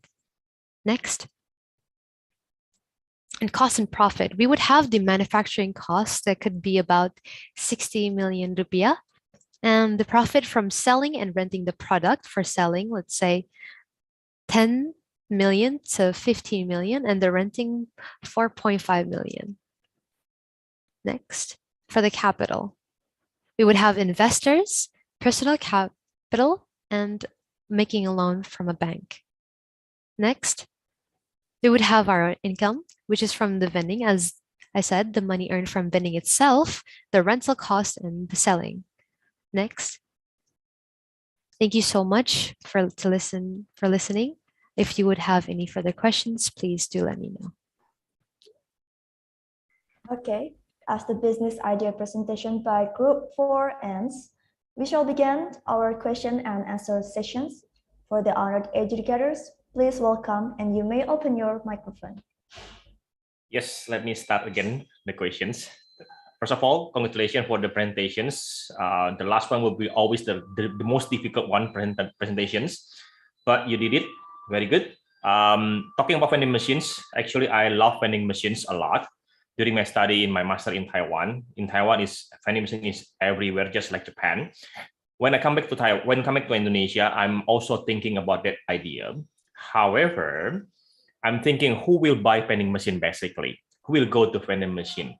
Well, Indonesia, you can see a lot of mini market is around us, and basically you also can buy everything online. And who will go to 24/7? Indonesia, not really 24/7 type of people. So how you can survive basically to promote your vending machine? Well, actually I believe you are doing by purchase, so you purchase by order. So I believe you will not purchase a lot of stocks because it will cost a lot. So how you can survive basically, and how you promote your vending machine through Indonesia? Okay, thank you so much for your question. We would have a lot of promotion ideas, but one of our ideas that we had is we know that usually in schools in Indonesia, we would have something called, what's the English term? A place where you would usually buy your utensils and your supplies for school supplies as a pen and such. But usually in Indonesia, it's called koperasi. And not some students would use it, but some would be too maybe afraid to use it. Let's say because it's in front of personally, from in my school, we would have our koperasi in front of our teacher's lounge, which makes all the students very uncomfortable to ask the teacher on like to buy the items. But we had an idea to maybe we can promote to schools into selling our vending machines in schools, because if they do have a vending machine in school, the students can easily buy their supplies all they want. And usually sometimes even we would forget to buy a pen, or it's suddenly disappears. As I know, it happens many times, and I would have to always borrow my friends' pens. But with vending machines in schools, or promoting it in schools or even offices, you can easily have access to all the utensils you need in any floor that you want, or in any office if you need any utensils in your office. So we would also promote mostly to owners of the schools, of the owners of the office itself, but we could also have our promotion into like, please excuse me for a moment. We would also could potentially promote our business with how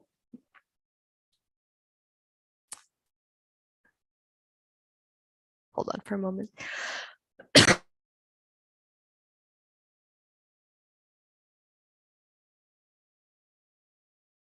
I'm very sorry. The other type of promotion that we could have, as in, we know there's not many vending machines that are in Indonesia. There are a few already located in malls or even aside of the streets, but even convenience stores could not be placed everywhere in Indonesia. There are sometimes, or the locations are too far from you, or let's say with vending machines, you can easily understand where's the best location. Let's say at one point you want to put it in Jakarta, on the west side of Jakarta. You try it out, you figure out where's the place where there isn't much convenience stores or many malls nearby, and you would try to put your vending machine there. And if it's not working very well, we could start to keep changing location until we find the perfect locations for the vending machine. And my friend would also like to explain a little bit more on how this could work.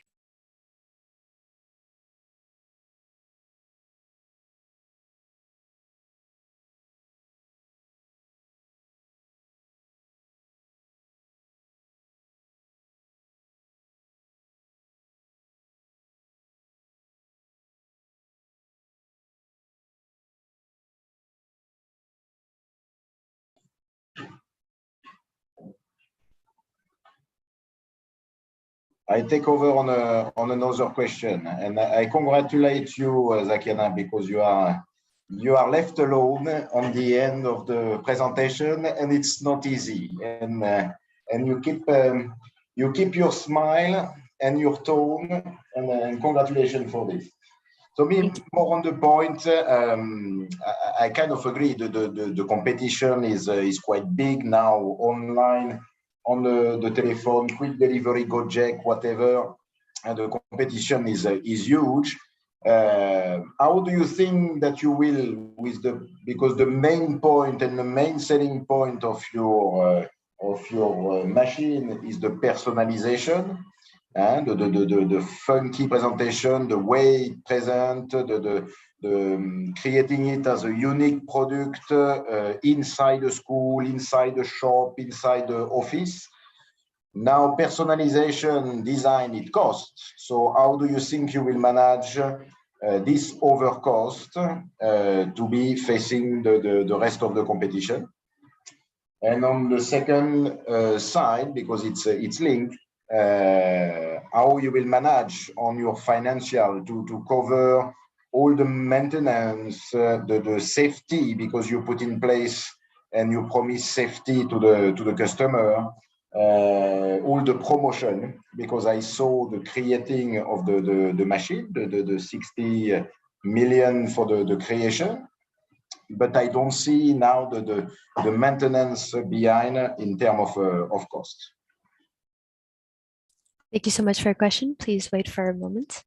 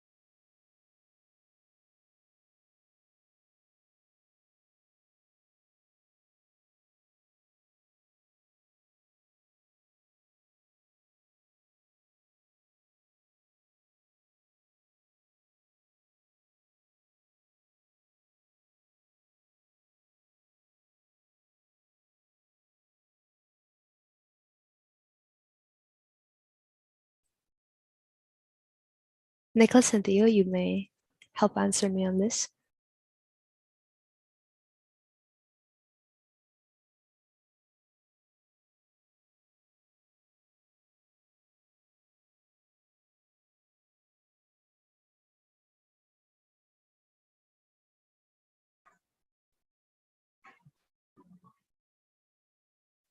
You're expecting support from Theo, Steven, Jessica, or Nicola?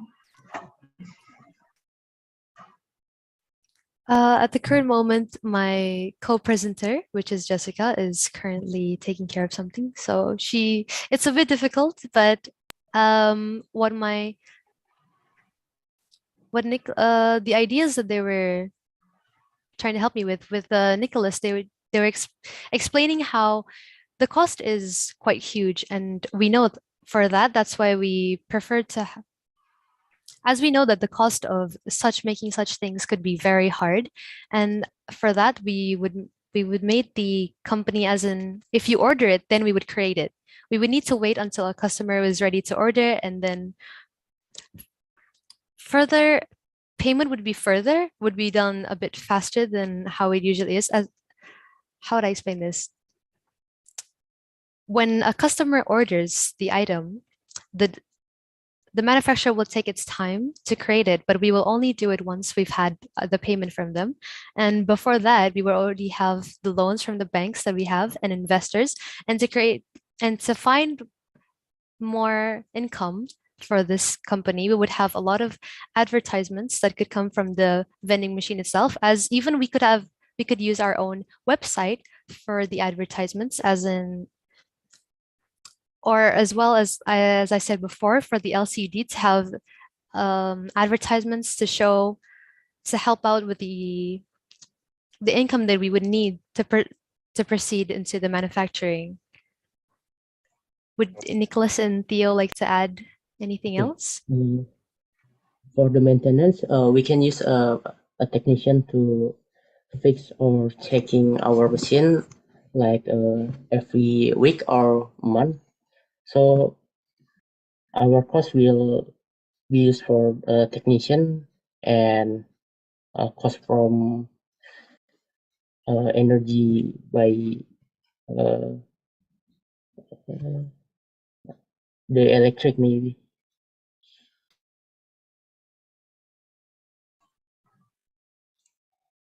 Sorry, Nicolas, I can't see you and I can't hear you. So if I understand well, Zakiana, it's counting on the volume to reduce the cost of maintenance and follow-up, and focusing more on the machine cost, expecting volume and additional revenue to support all those small cost additional by putting some advertising and playing with the LED setup on the machine, right? Yes, sir. Thank you. Thank you so much.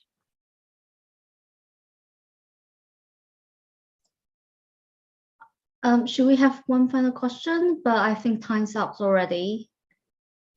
Dr. Dory, please welcome. It's okay. Okay, so yeah, thank you for your presentation. So I just have a question about where to place this vending machine, but it's not actually about that, because you mentioned about they have a lot of competitors, right? There are definitely other vending machine provider in Indonesia. But the thing is, how do you actually, because this idea emerged during the pandemic, we're still living with COVID, but you also mentioned that you were suggesting to place this vending machine in convenience stores or shopping malls.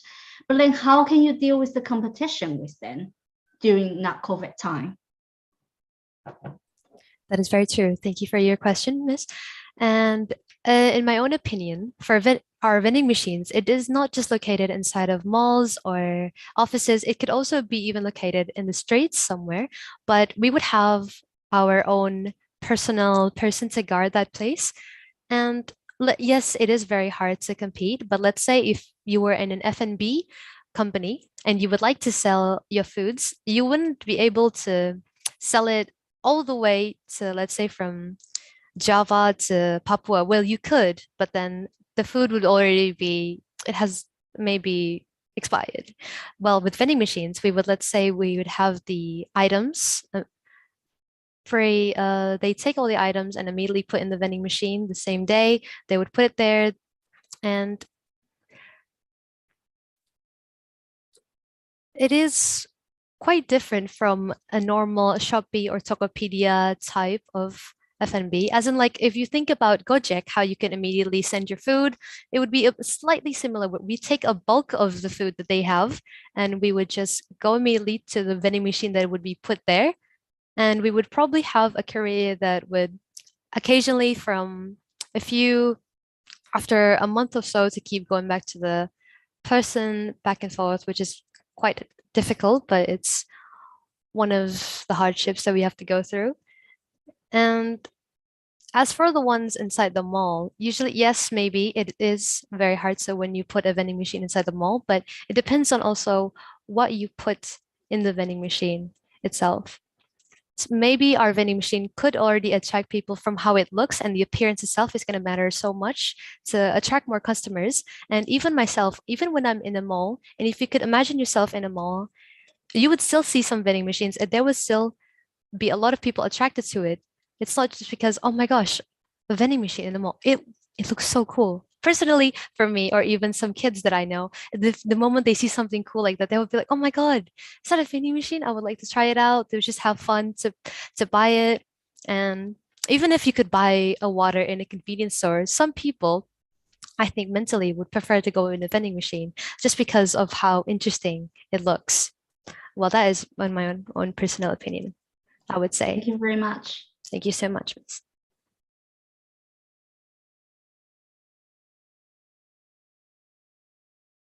Okay, this is the end of the business idea presentations and Q&A sessions for Group 4. Thank you very much for all our finalist group that have already presented their business idea.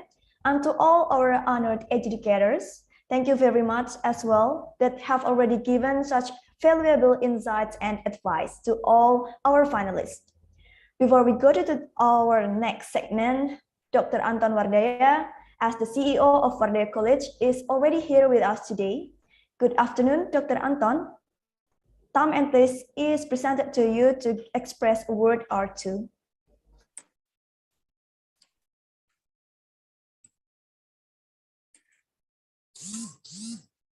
Hello, thank you so much, Miss Analyst, and then thank you so much for judges and then all the participants from business idea competition. And then I would like to thank you for all the audience who come for this final event.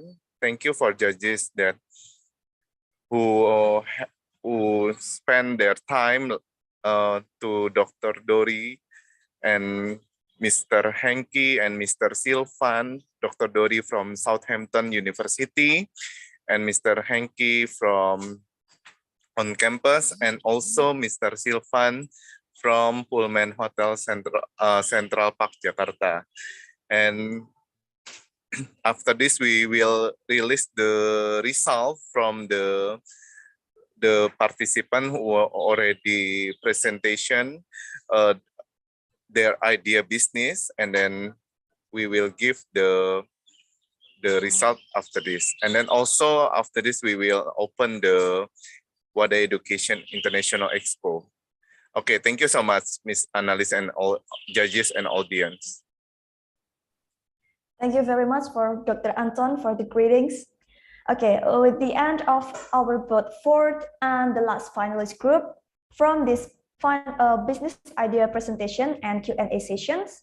So we are finally at the verge of our today's final round of Indonesian Youth Business Idea competitions. I would like to remind our audience of our next scheduled event is the final result announcement and closing of Indonesian regional competitions at 5 until 5:30 p.m. GMT 7. And for the final result and announcement and also the closing of Indonesian Youth Business Idea competitions will be held at 5:30 until 6 p.m. GMT 7. I think that's all. Thank you very much for all judges, Dr. Dori, Mr. Sylvan, and Mr. Henki. I think this time we will give you time to have a conclusion from the result, and I think we will go to the next segment. Now, let us begin the final result announcement and closing of Indonesian regional competitions. Already here with us today is the head of Indonesian regional competitions, Mr. Badrus. We will use Bahasa Indonesia to announce the final result announcement and closing of Indonesian regional competitions. Selamat sore Pak Badrus. Waktu dan tempat dipersilahkan.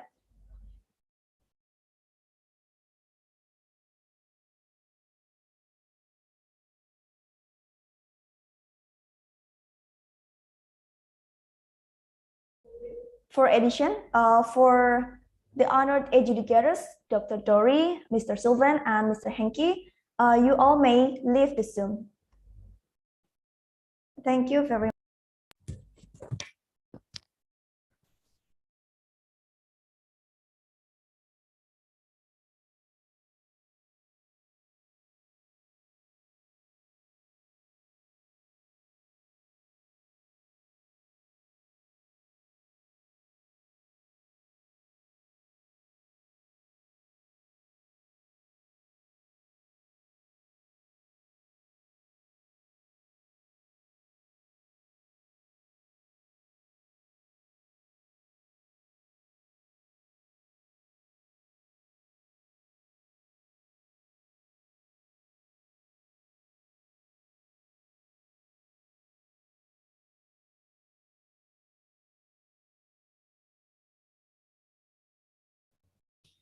Oke, cek suara saya kedengar nggak?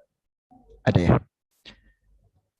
Baik, terima kasih untuk teman Bu analis atas tempat dan kesempatannya.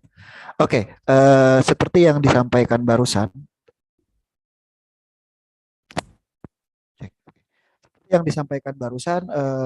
acara selanjutnya adalah pengumuman mengenai Indonesia Regional Competition 2022 ya, atau IRC 2022.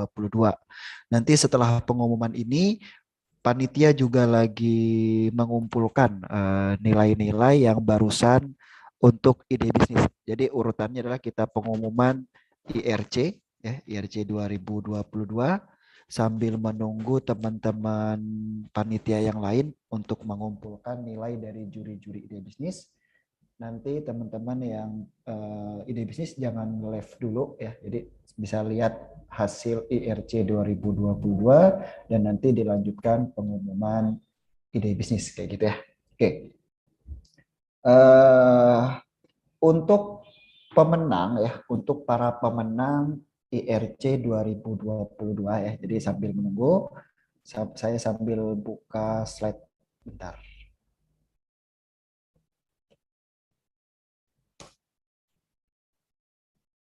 Perlu diperhatikan bahwa untuk final IRC gitu ya, final IRC 2022 udah dilaksanakan pada tanggal 26 Juni 2022 gitu ya.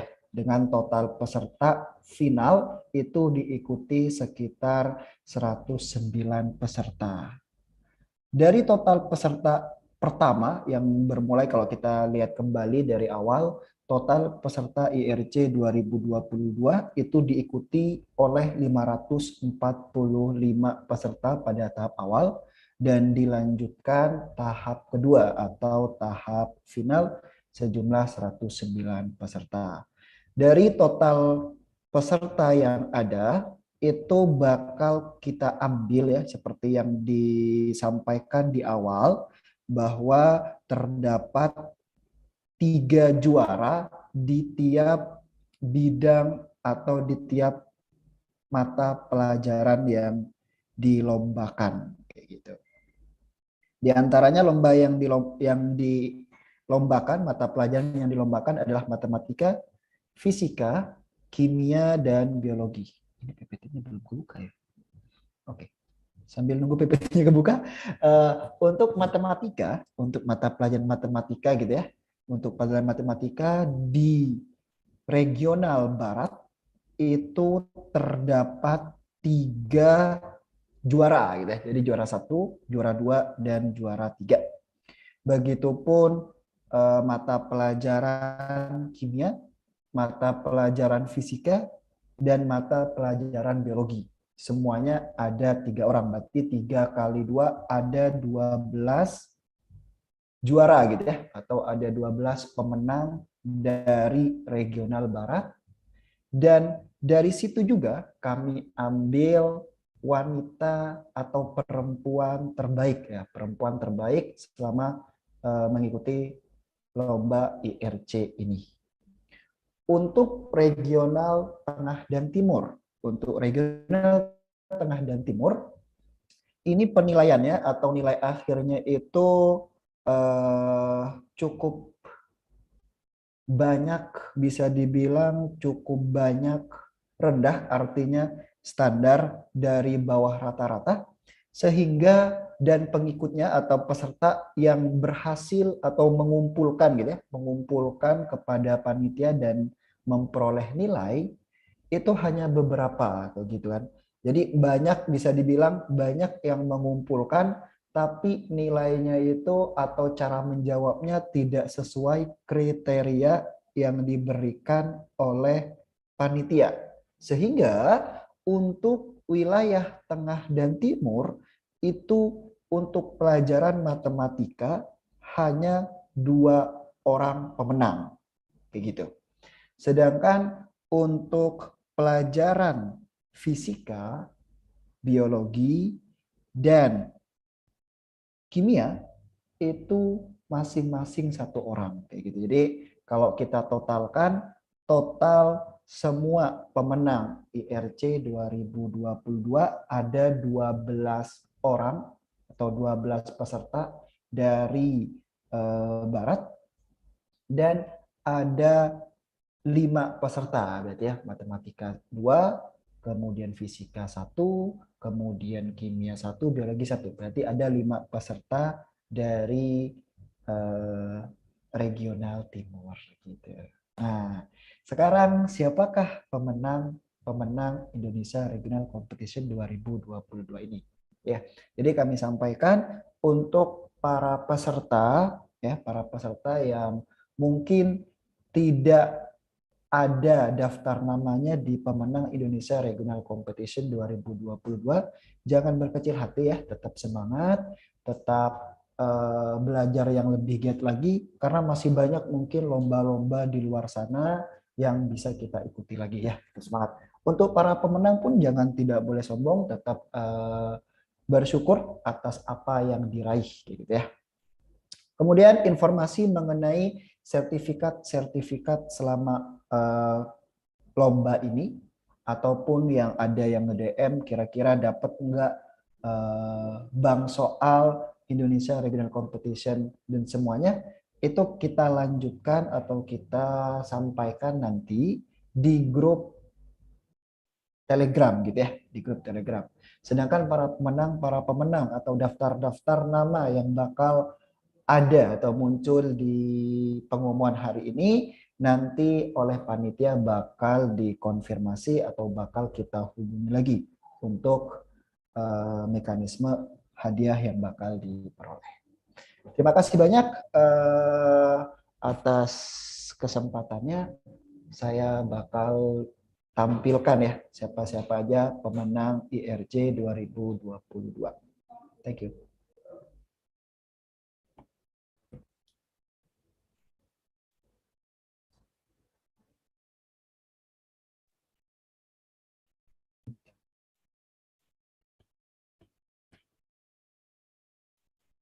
Bisa share sound kan ya? Share sound. Oke.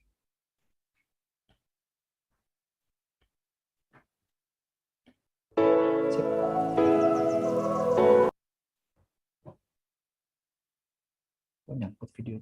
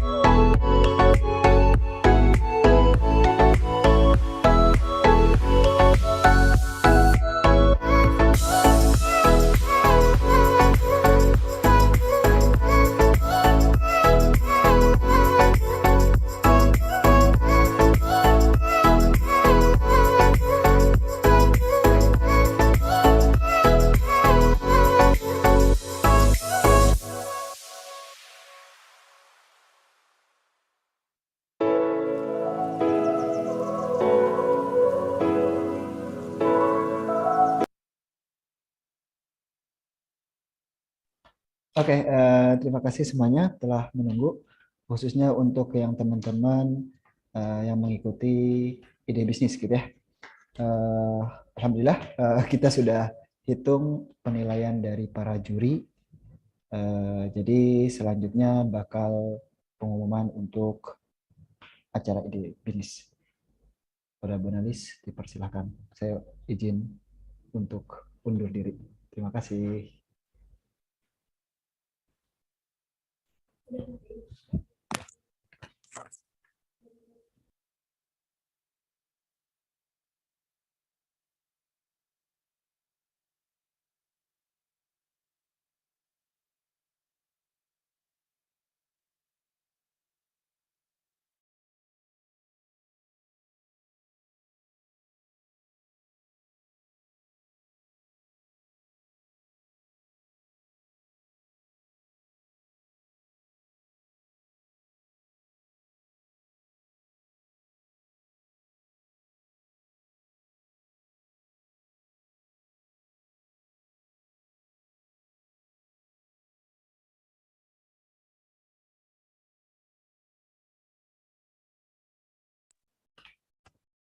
Baik, Pak Badrus, terima kasih banyak atas pengumuman dari hasil Indonesia Regional Competition dan juga penutupan IRC-nya.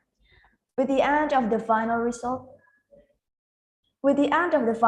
announcement and closing of Indonesian Regional Competition, we will approach our last schedule today, of which it would be the final result announcement and closing of Indonesian Youth Business Idea Competitions. Already here in my hand, the result of the Indonesian Youth Business Idea Competition.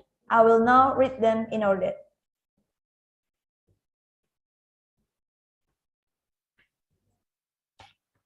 In the third place is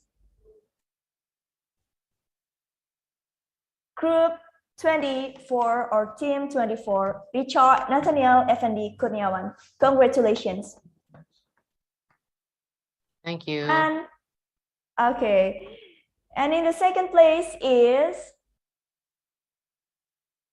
Group 4 or Team 4, Theo Vandri, Sashana, Jessica, Steven, and Nicholas. Congratulations for your win. And the last is finally the moment we've been all waiting for. In the first place is Group 23 or Team 23, Leontina Madeline, Chloe Singh, and Solih Kantara. Okay, let us give a very big hand for Group 23. Congratulations for your win. I think that's all for the result from the Indonesian Youth Business Idea Competitions. With the end of our announcement of previously, we are finally at the end of our today's event. Before I close and end today's event, I would like to remind all our audience today to follow Wardaya College on Instagram at Wardaya College Official for further information regarding all programs and events of Wardaya College. Once again, I would like to thank our honored educators, Dr. Dori, Mr. Hanky, and also Mr. Sylvain. Thank you very much, our honored educators. Also, thank you very much as well to all our audience today. You all have been such lovely and wonderful audience. Should there be any inconvenience occurred through our event today, I hereby apologize deeply. Finally, I will end today's event now. Good afternoon, good health, and may wellness be upon us all. See you in the next opportunity.